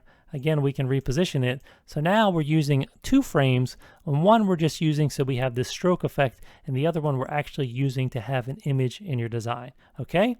So I just want to teach you to stack these different tools and the basic fundamentals of Canva together so you can start to do cool things just by understanding the fundamentals and then understanding the possibilities that that opens up to you. Another feature or point out which you have in Canva is the ability to lock items. Once you have them fully positioned the way you want to, you can actually lock their position. And for text, you can even lock the text from being edited. So if I were to come on this text now and I were to come up here and I could use these three dots, or I could come up here to this little lock icon, and you'll notice when I hover over that, that says lock position only. And if I come under these three dots, I can come down under lock. And if I look at the sub menu, we see we have lock and we have lock position only. So if I lock the position only, we'll get this icon right here. It has a different bounding box. It's no longer blue. You sort of get this dashed line, and you'll notice that I cannot click and I cannot drag this around. However, I can still double click. I can still come in here, select this text. I can still type a new heading. So the heading is still editable. Some things are still going to be editable if you do position only, but the position will be locked down and you can no longer move things around. Now you'll see this icon here. I can click it again and it'll go to fully locked, and then I can click it again and it'll go to unlocked. So that is locking things in Canva if you have them exactly where you want to have them. You can also drag and select the whole group, and then you could lock the whole group at once. So that would just lock all the elements. So just keep in mind you have the ability to lock things down once you have them positioned exactly where you want them. Now, locking isn't a feature that I use all the time because sometimes you don't want to lock things because then you're just going to be moving it a little while later, and it's best to just keep it unlocked. But in situations where I have a very specific design and I start to have lots of elements on the screen, and I'm selecting one and accidentally moving it when I don't want to, then maybe that is a case where I will use this lock feature. Okay, another feature in Canva, you'll notice now we have these rulers, which you can see on the top and the bottom, and that's just showing me the number of pixels in my design. This one's 1920 wide and 1080 high. So that's showing me pixels on these rulers here, and I can come in here and I can go under File, I can go under View Settings, and this here is where I would turn the rulers on and off, and you can also see it's the Shift+R keyboard shortcut. So if I hit Shift+R, we'll notice those rulers, I can hide them, I can show them. And then another very helpful feature is if you just click right over top of the rulers, you'll notice your cursor change. And when you see it change to this little icon here, that means you can click and drag, and you can actually drag out guides. So that would be very helpful. And as you're dragging out a guide, you'll notice if I move right back over top of it, I can pick it up and move it again. So let's say I wanted something positioned precisely at right under here at the 200 pixel mark. I could sort of get right in there, and if I was having trouble getting it in there, I could always come in here and zoom in a little bit more, and then zoomed in, it would be a little easier to come over, grab this guide, and get it placed exactly where I want it, so right at 200 there, and I could still go back out and fit to view here, and then I could very easily grab my elements. And then you notice how things snap to guides in Canva. So if I wanted to snap that left edge now right to that 200 pixel mark, I could do that very easily. So these sorts of guides are very helpful. You can just go over top of any of the rulers and just drag out a guide whenever you need to. If you don't need it anymore, you can just drag it and you can pull it off. You also have under this File, View Settings option where you can just clear all guides. You can get rid of them. You could also lock the guides. So if I go back under there, View Settings, I could lock their position. So I could come in here and View Settings. Well, I don't have any guides now, so it's not showing me that lock option, but let me just drag one out, drag another one out. Now if I come under File and I come under View Settings, you'll see I could lock those so I don't accidentally move them around. Now, sometimes a better way to do this, let me just clear these guides. Let me just come back under that File menu and under View Settings, and there's also this option for adding guides. So if I click on this adding guides now, we can add guides in a much more sort of precise manner using this add guide feature. So by default, there's this 3 by 3 grid, which you can do, and there's 6 columns. You can go to 12 columns, but more often than not, you're going to want to do this custom feature. So if I come over to this custom option right here, so right now it's just doing 1 column, but maybe I wanted that to be 3, so I'm going to type 3 in here, hit enter, and we had it and we lost it there. So it's a little quirky sometimes where you lose your preview. Let me hit 3 again and see if I can get it to show a preview on screen. There we go. So now you can see what I have is a 3 column grid with 3 rows. So maybe I only want 2 rows. So I'm going to type over this and hit 2 and hit enter. And again, I don't know why I keep losing sort of my preview here. So let me just come again under File, View Settings, Add Guides. I have noticed that every now and this is a little quirky, but so there it is again on screen. And so right now, 3 columns, so I have 3 columns across. I have 2 columns down. I have this 100 pixel gap in between my columns, but if I wanted sort of a margin on the edge of my screen also, I could come in here and under my columns, I could have a 100 margin, not 1000, let's try 100, and then let me come here, and now let me add this 100 margin also here, and so that seems to work. I think I was hitting enter before, where maybe you just have to hit your number and then click in another field, and it's going to update a little more accurately without losing your preview here. So again, you see this allows you to be very precise, and so I can come in here, and if I wanted to get rid of sort of the rows down the page, I could say, okay, well, I just really want the 3 columns, and I could do 1. But again, it's allowing me to set up my gaps in all my margins there. And so when you have something you like, you can go ahead and click Add Guides, and then I'll come in here and let me just group these together, and I could move this in here. I could resize it now so it fits precisely within this column, because I can snap to the edges of this very easily and very precise in there. And so boom, and then I could slide that up and down as I needed. I could bring my heading over. I could have my heading in here. And again, I'm just doing this very quickly, but you get the idea that you can now take advantage of this ability to precisely sort of position something on this grid. And then of course, if you want to see your design without that, there's a keyboard shortcut. Here it is, Shift+R. So show rulers and guides. It's the same thing it was for the ruler. I just forgot for a second, but sometimes if you go into these menus, you can check and remind yourself of the keyboard shortcut. So the same way to hide the rulers, we can hide the guides. So even though I'm building on this sort of design grid, I can turn it on and off so I can really see, you know, my design without that. And so that's just a very helpful way to be able to have these design guides where you can come in here and you can make sure you keep the right amount of white space in your design. You can make sure you keep things nice and clean, because that visual grid when you design, even though the final viewer isn't going to see that, they're going to feel that.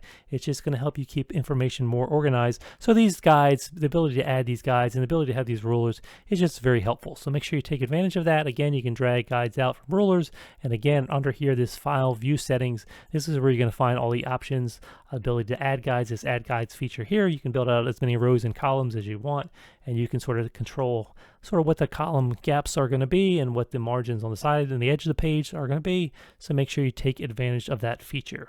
Okay, so everything we've discussed so far really represents the fundamentals for how you build out a design. What's your starting point? How do you find those templates? How do you quickly change styles? How do you arrange things on the page? How do you, select things? How do you align things? How do you do things like add these design grids? So we've really built out the fundamentals, and that's going to be crucial, because all the little things we've learned now, if you master all these basics, it's really going to save you a ton of time to understand these fundamental, basic things that you're going to do when working on pretty much every single project you do in Canva. You're going to have to do a lot of the fundamentals we've talked about thus far. Okay, so what I want to do now for the next couple minutes is I want to really bring this all home and talk about how do you put this all together now in a smart workflow approach that's really, again, going to continue to benefit you by saving you tons of time as you move forward, building out marketing assets for your brand or your business. Okay, so let's jump into this with a real world example. That's going to help us really understand how we can now start to use Canva just to save a lot of time in all the tasks that we're going to be doing to support our brand or business. Okay, so you want to be thinking, how do I use Canva? How can I use Canva in support of my brand or business? What sort of graphics am I creating? What sorts of assets do I need for my business? And how can I use Canva to save time? Especially when you think of tasks in your regular business life, your regular branding, where you know you're doing similar things over and over. So let's just take this channel in my brand, for example. I am teaching Canva to people all over the world, and I'm doing it here on YouTube, but I also want to reach people on other platforms as well.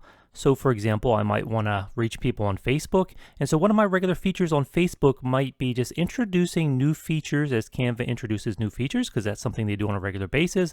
I want to be able to introduce new features to my audience on different platforms, okay? So let's imagine that a regular feature I'm going to do is just advertising new Canva features to my Facebook following, okay? So I'm just going to come up here and I'm just going to start by typing in Facebook, since I know I want to create a Facebook graphic. So I'll start to type in Facebook, and I just want to do a regular Facebook post. So I'm going to go down here and I'm going to look for it. And again, if I don't see it, I can hit enter here, or I can do post. You can be more specific. So Facebook post. And so here we go, Facebook post landscape. That's what I want to start with. So we're just starting again by picking out a starting point, okay? And so again, you can use a starting template. As I mentioned before, you can just launch a blank project, because we know we can get to all those templates under the design tab in here, right? We went over the design tab earlier in this video. And then also sometimes you're going to be designing something from scratch. But the idea is here that you can come in here and you can create one-off designs, and that's great, that's fine. But where you're really going to score those big wins and save tons of time is when you do think about those repetitive tasks where you're repeating at least a portion of your work again and again, because you're doing something similar. So you may have a different graphic, in your design, but other than that, you can pretty much use the same design template once you customize it for your brand or your business. And this makes sense too, because it gives you consistency with your audience. They're going to get used to a particular style and feel. They're going to get used to these regular recurring content items that you do. And so it just makes sense on multiple levels.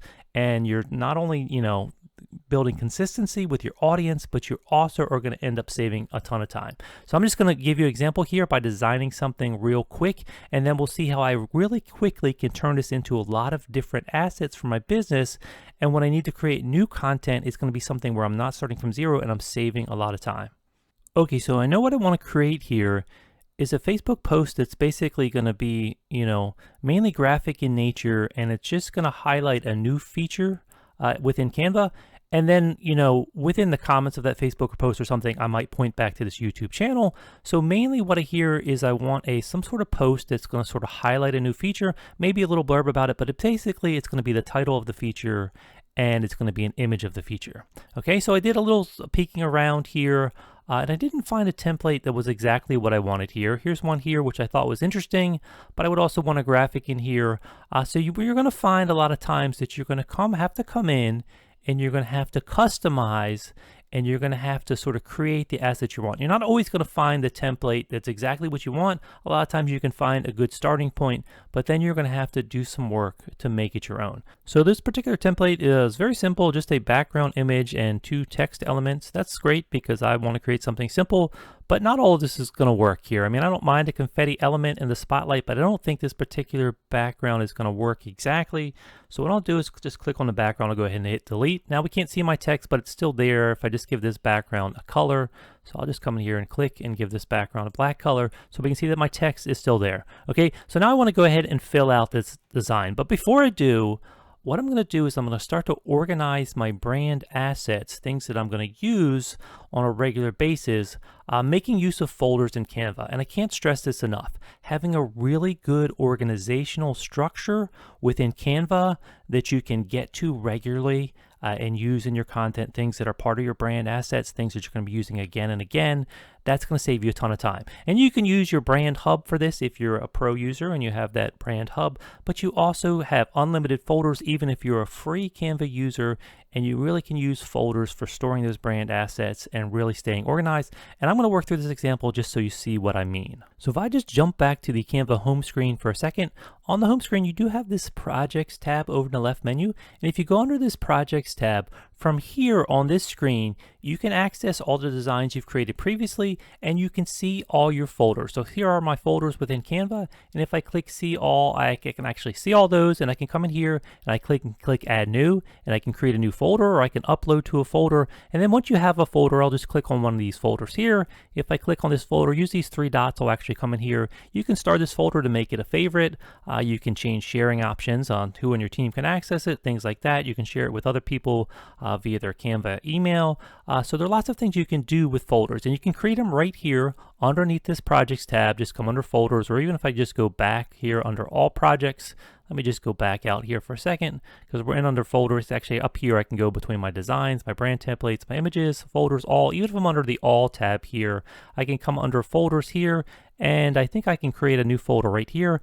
Let's see, folders, can I add a new one right here? No, actually I think maybe I do have to be in here under see all. And so once I do that, actually I take that back right here, add new. So if I come here, I can add a new folder right from this screen, or I can be under the folders tab under see all. And then if you go in under that screen, you're going to have that add new button still up here. So it's always going to be up here in this projects tab. Now, you can also just create folders on the fly from within Canva when you're designing a new project or when you're importing something into Canva. And I'm going to go over that now, and that's actually the workflow that I usually prefer and I end up doing. So let me jump back over to my design. So what I'm going to do now is I'm going to upload some assets to Canva. I'm going to upload some brand assets that I know I'm going to use again and again across my various design projects within Canva, just as a part of my branding, images that I use regularly.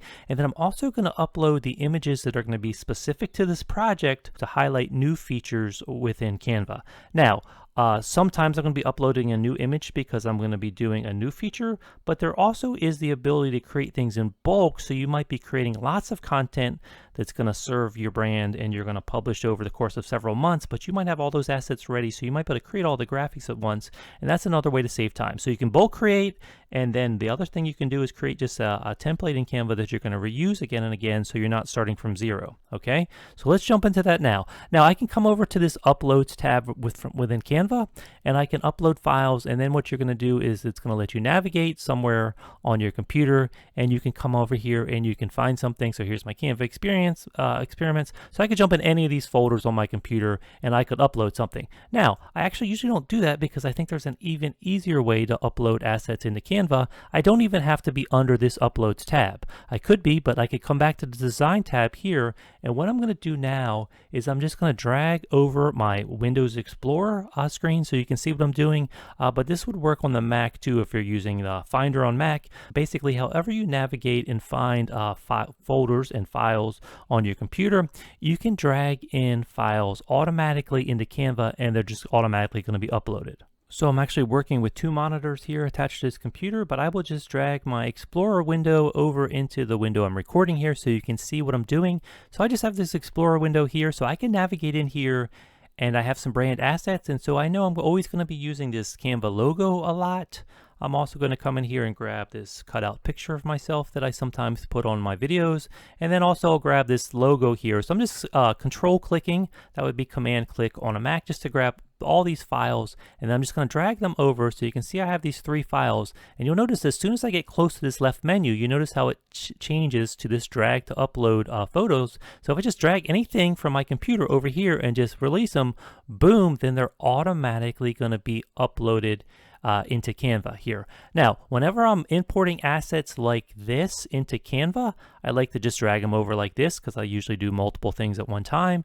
And then what I want to do is I want to instantly tell it where I want to put those, because right now they're just by default under this uploads tab, but I actually usually like to move things to a folder right away. So what I can do is I can click on all three of these images that I just imported, and then down here you're going to see this thing here, so you can move to a folder. And so I'm going to choose move to a folder, and then as I do this I can see all my folders within Canva, but I also can just create a new folder right on the fly here. So I'm going to create a folder, and I'm going to call it brand assets, but I may also have one already. So I'm just going to call this brand assets example, since I'm doing this as an example for this video. So I'm going to do brand assets example, and I'll go ahead and add to new folder. And so it's going to move all those items instantly to the folder. So I'm no longer going to see them here under my uploads tab, but I am now going to see them under the folder. And what's great about this is this folder is going to be something I can easily access. And so as I'm working in Canva, I can drag things instantly into the design. Now you can add your own uploads to your folder, but you can also add elements within Canva that you really like and you're going to use on a regular basis. You can move those into your folder as well. So I've already come now under elements. And so let's just say I'm searching for fireworks or confetti, because I think there was some confetti on that design, which kind of looked cool, which maybe I would look in this feature. Maybe I would look to add to this feature. So if I come in here, let me just see these here, see all. So if I found some features in here that I really like, so let's just say I really like this particular one here. Of course, I clicked on it, it added to my design, and I might use it, so I'll keep it for now. But let's just say this was something that I thought I might use, you know, again and again, something I really like. Maybe I'm going to use it on multiple designs. If you feel that way about an asset, come over and find these three dots, and then what you can do is you can come in here and you can add to folder, and then you can find that folder that you've created, and boom, just like that, you can add it to the folder and you can move it there instantly to that folder. And again, now it becomes an asset that you can easily reuse. So I'll just do that one more time so we see. So let me come down here and find another one.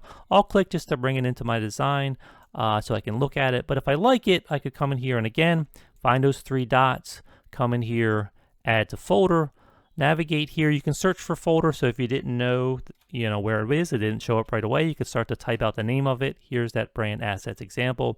Yes, I want to add it to the folder.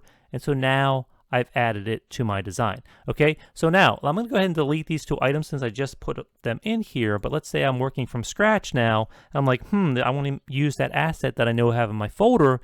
Then what you can do is come over here, and from here I can navigate down to this projects tab. And this projects tab here, if I come under this, it's basically everything you can get to from under this projects window. I saw you here from the home screen, you went under this projects tab. And so it's basically all the stuff we can get to under the projects tab. But what's really cool now is we can access all of this from within the design view. And so that's really cool, because if I come to this folders tab here, I can go in, I can come down and I can find that folder. It's at the top here, but if you have to search for it, if it's somewhere hidden farther down, you can start to type in the name up here. And so if I type in brand assets up here and just hit enter, you can see that it's going to narrow it down here. And so here's my brand assets example folder. And so I can click on that now, and now I can see all the contents within this. And so this is really cool, because if you have stuff that you're regularly using within your Canva projects, you definitely want to have something like this, so you're not searching for these all the time. You just can really instantly access them. So really quickly I can come and really quickly I can start to put these things in my design project. And that's just something that over time, even though it might only save you a minute or two the one time you do it, you're going to do this again and again. So that time's really going to start to stack up, and very quickly you can access all these brand assets, and very quickly you can get them into your designs. And then also what we're going to do now is we're creating a template.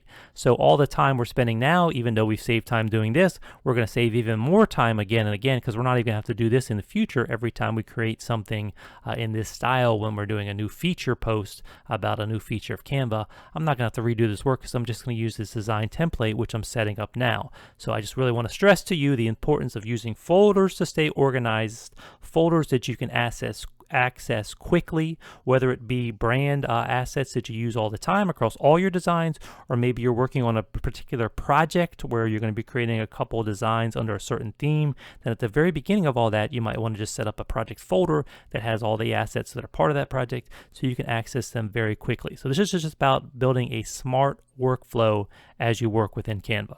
So let me just add a few more things here. I know I want a frame to hold whatever my image is going to be. So I will go under my Elements tab here. I'm going to type in frame. And if I type in frame, it's going to let me see all frames. If I click on this option here, and I know I want this frame to be 16 by 9. I actually searched for that before, so let me just search. And here's the one I want, I think. So I'll click that and I'll drag that in. So then we'll go ahead and we'll size this up. We want this to be up top and we want it to be centered. And then this Canva, we want to move this in front. So let's bring this forward. So let's see if I come up here, I can actually go under the position thing here. Sometimes it's easier if you just come under layers here, so you can see exactly where things are. I want that to be in front of the frame, so I'll just drag that up. We can resize things at the bottom. This doesn't need to be quite so big. We'll bring that over and make sure this is center, this is good. So again, spend a little time setting up your design here. Then maybe I'll go back under that project folder I have set up now, brand assets folder, And it's nice because once you access it once, then it's going to show up here in this left menu. And of course, everything below this apps tab here, you can delete if you want to get rid of. You can also come in here, and I think I can reorder these. I think I can drag that up. I'm not sure if it's letting me do that, but I could get rid of these other ones if I wanted to. But if you're working on a project, you should start to see whatever folder you've accessed recently over in this left menu. So that makes it easy, even easier getting back to that folder. So I'll just come over here and let's just add in a few of these elements. Whoops, I don't want it to be in my frame. You got to be careful because it will snap into your frame if you have it above that frame. So take a try here, and we'll put that, and we'll grab this one and we'll bring this one down on the page. Let's size this up. And so something like this, I don't want the confetti over my face, so maybe something like this, and just take a little bit of time setting up your design. And so I think this is going to work pretty well. Now, I only spent a couple minutes setting up this particular template, but if this is something I end up using, 20 times, 50 times, that ends up being a lot of savings. And if you start to adopt this type of style of workflow throughout your working with Canva, then really you can save a ton of time. And so my goal sort of for this whole tutorial is just to make sure you start to adopt this workflow within Canva. You understand the basics, you understand how to do these things so that you really do save lots of time, because time is the one resource we all have a limited amount of. So we want to make sure we take full advantage of it. Okay, so this is basically my template. I basically have it set up. Now let me show you how, once you have this template, now you can really start to use it to save time. So I guess there's a couple final things. I would want to do everything possible to get this as ready as it could be for reuse. So maybe I'd come in here and type something like name of new Canva feature. I want this to just be one line. Here's a little trick. If you double click on these sort of bounding bars here, if I double click on this, it'll put it back on one line and expand the bounding box to the full extent of the text. So name a new Canva feature. And then down here and this here, I think I'm just going to do something like see comments below. If I can type here, see comments below for full details. And again, if I want to keep this on one line and have this bounding box expand, I'm just going to double click on this once I see the double arrow there, and I have that on one line. Okay, so this is my basic template. I think this is pretty much ready to go. And so now I want to save this so I can reuse this as a template. So now I'm going to go up under this share option here, and this share option in the upper right, this is sort of the final piece of the puzzle. So underneath this top right menu, this is where you can download your final designs in whatever formats you want. This is also where you can share your designs. You can share it with your team members. You can give different permissions. So you can come in here and you can change, what people you share with can do. So here's one where I can say anyone with the link can access, or I have to specifically say who can access there. I can use somebody's Canva email to share it this way. So there are all sorts of ways you can share your design, collaborate with teams if you have designs you're working on. But of course, a lot of the time you're just going to be downloading that asset so that you can then make use of it in your marketing. Now there is also a content planner if you have the Canva Pro plan, so I'll mention that briefly because besides sharing and downloading here, you can also go to the home screen, and if you don't see it over here in the left menu under this apps tab, you will find this content planner. And so this content planner right here actually lets you link up all your social media accounts, and you can actually schedule your designs and drag them to particular days on the calendar. So you actually can do all of that within Canva if you are a pro user. It's a little bit beyond the scope of this tutorial, but I just wanted you to know that that is a feature of Pro Canva. So let me just jump back now to our design here. So as mentioned, this menu here, the share menu, this is once you have a completed design where you're really going to come and to take the next step. But the step we want to do in this case, and anytime we're using something that we're going to reuse, is we want to save it in some sort of template format so that we can make use of it again. So let me just show you the options. First of all, if you are a pro Canva user, then you're going to have this brand template option. So what I'm going to do now that I have this all set up is I'm going to set this up as a brand template. But before I do real quickly, let me just come back and give it a name that makes more sense. So I'm going to call this like Canva new feature Facebook template, then since that's basically what we've created here, something we can share on Facebook that's going to feature one of the new Canva features. So okay, so Canva new feature, Facebook template, that works. And so now I'm going to come with a share. Now I'm going to choose brand template. And what did you do when you choose that is by default, it wants to store it in a brand templates folder, which it creates for you if you have a pro account, but you can also choose any of your folders. So I can actually choose this in this brand assets example, which we just created before. So I'm gonna go ahead and select that folder, and I'm gonna go ahead and click add.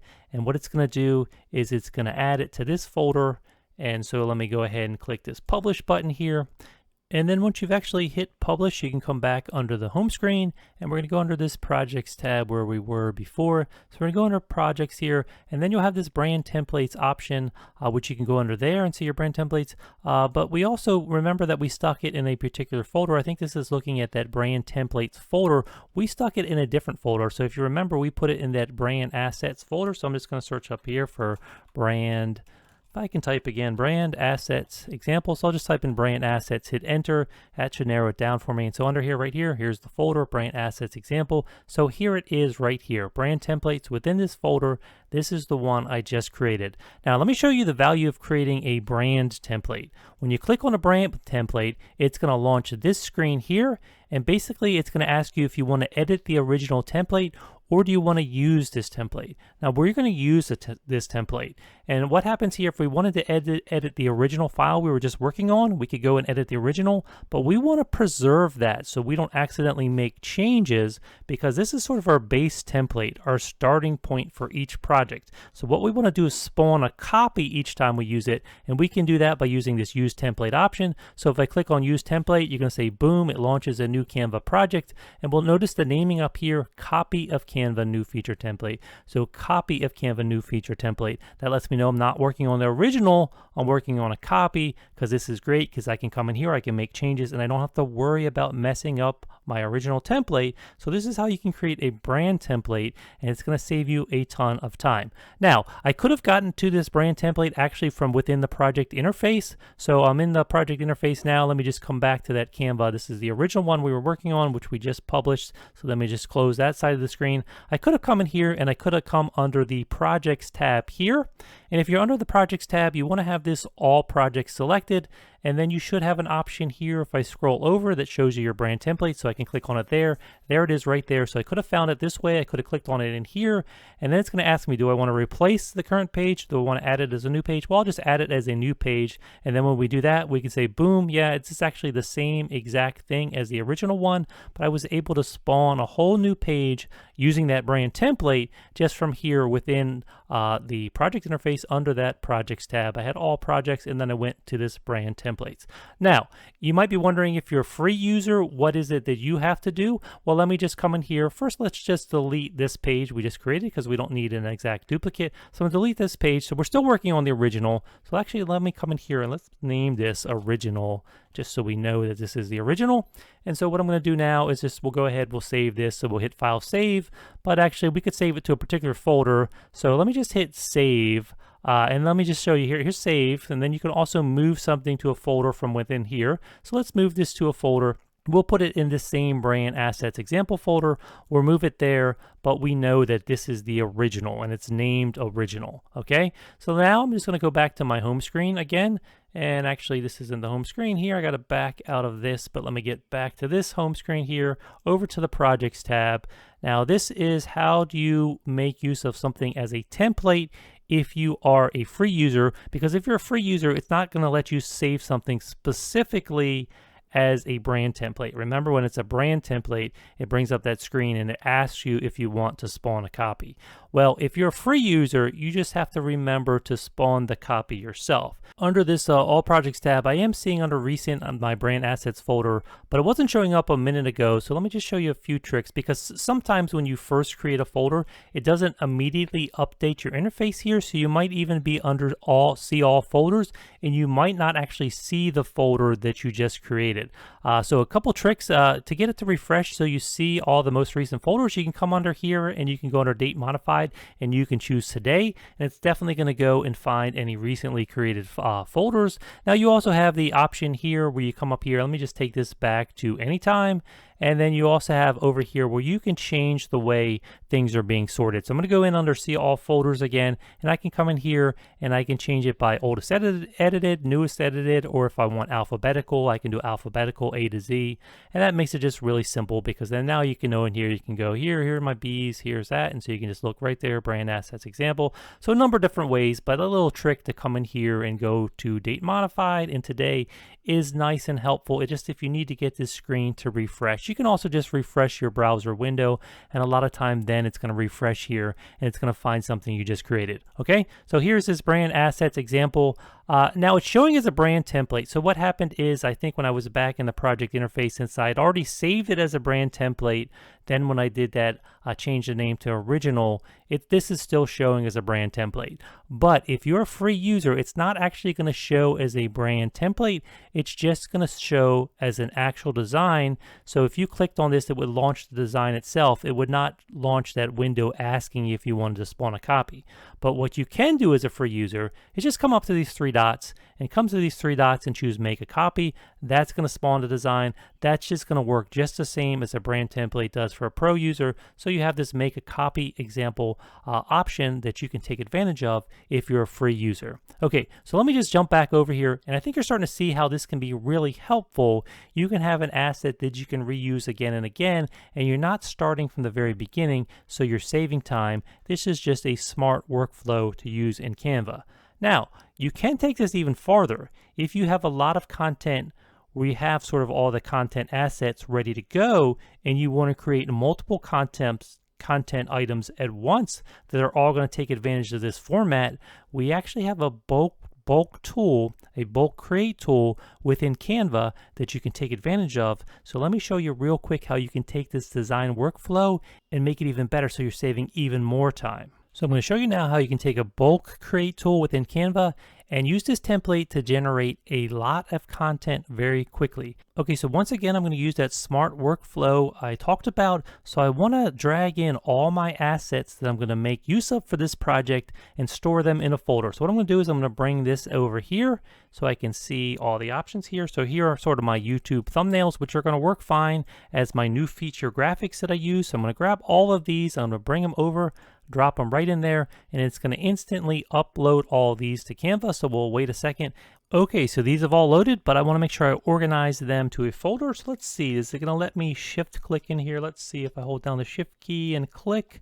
No, I think I'm going to have to individually check these, but this is only going to take a second. So I'm just going to check all of these individually. And again, you can check multiple items like this once you've uploaded them here, and you can just check them, and then you can move them all at the same time. So I'm going to check them all. I have 14 selected, and we'll go ahead and move to folder.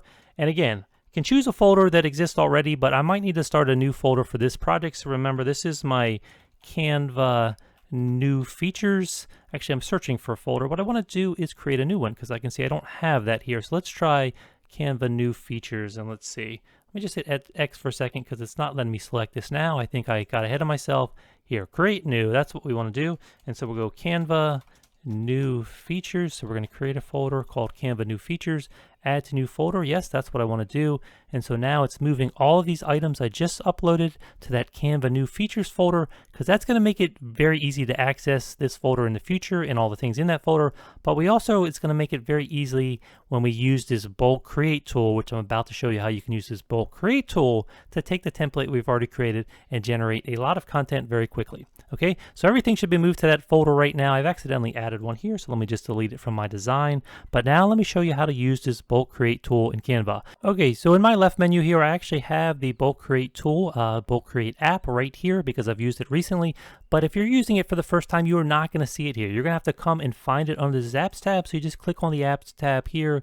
You can scroll down, you might see it like right here, but you also might have to search for it. So if I were to search for bulk create and go ahead and hit enter, it's going to go and find it right here. And so now if I hit plus, it's going to take me into this app, and then eventually it will show up for you if you used it recently over here on the side menu. So I can launch it from either here or here now. It's not going to matter. So I'll just click up here, and now we are in under this bulk create tool. So we have this new contextual menu here and this part of my window here in my project interface, because I'm now in the bulk create tool. So for the bulk create tool, you can either bring stuff in for via CSV, which is just a comma separated values file. So you can create this in any spreadsheet application. You could even create a comma separated file using Notepad or just a simple text editor, but a lot of times you might just enter data manually either, but otherwise something like Google Sheets, whatever you use for that sort of data. But I'm going to enter data manually, and I'll show you just how easily it is here.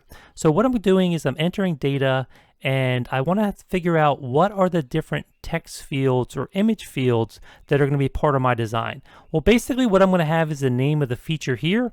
This see comments below for full details. That's always going to stay the same. So the only things that's going to change one design to the next is the image I'm showing here, and then the name of the feature here. So I really only need 2 columns. So I'm going to come in here and enter data manually.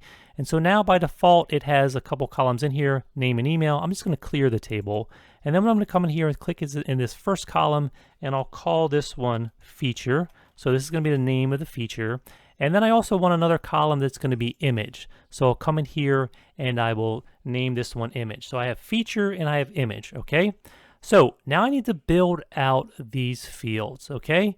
Now, off the top of my head, I can't remember the names to all the features, but so what I might do is drop my images in here first. So if I click on the plus icon now while I'm in here, remember we had a folder Canva new feature. So if I scroll down a little bit, right here, Canva new features, I can go and I can look just within this folder and find all the images in here. So I'm just going to add all these. And so I do think you have to go through and you have to do these one at a time. So I'm just going to go down these spreadsheet columns here. So this does take a minute, but this is still going to save you a ton of time when you see how quickly we're going to be able to generate all this content. So I'm just going to keep going through down here, make sure I get all these. So I'm just going through, and I'm just grabbing the individual items here. So I'm on this layers one. Okay, so I have my images. So now I want to come in here and add my text. So I will go ahead and add my text. So this one here is text to image. Okay, so now I have all my text added. I have all my images added. So now I can go ahead and click done. And then once you have your data uploaded here, so we have the feature field and we have the image field, then basically what you have to do is you have to connect the areas of your design that are going to match up with this different data. So if I come in here under my frame now, and if I find this frame and I right click on the frame, I can find this connect data, and I want to connect it to the image field. So I'll choose the image field. And then if I come down to here, this text here, again, I'm going to use these 3 dots. And once again, I'm going to connect data, and I'm going to connect it to the text field, the feature field. And so when you do that, you'll notice these blue check marks show up over here. That lets you know that everything is connected, everything is good to go.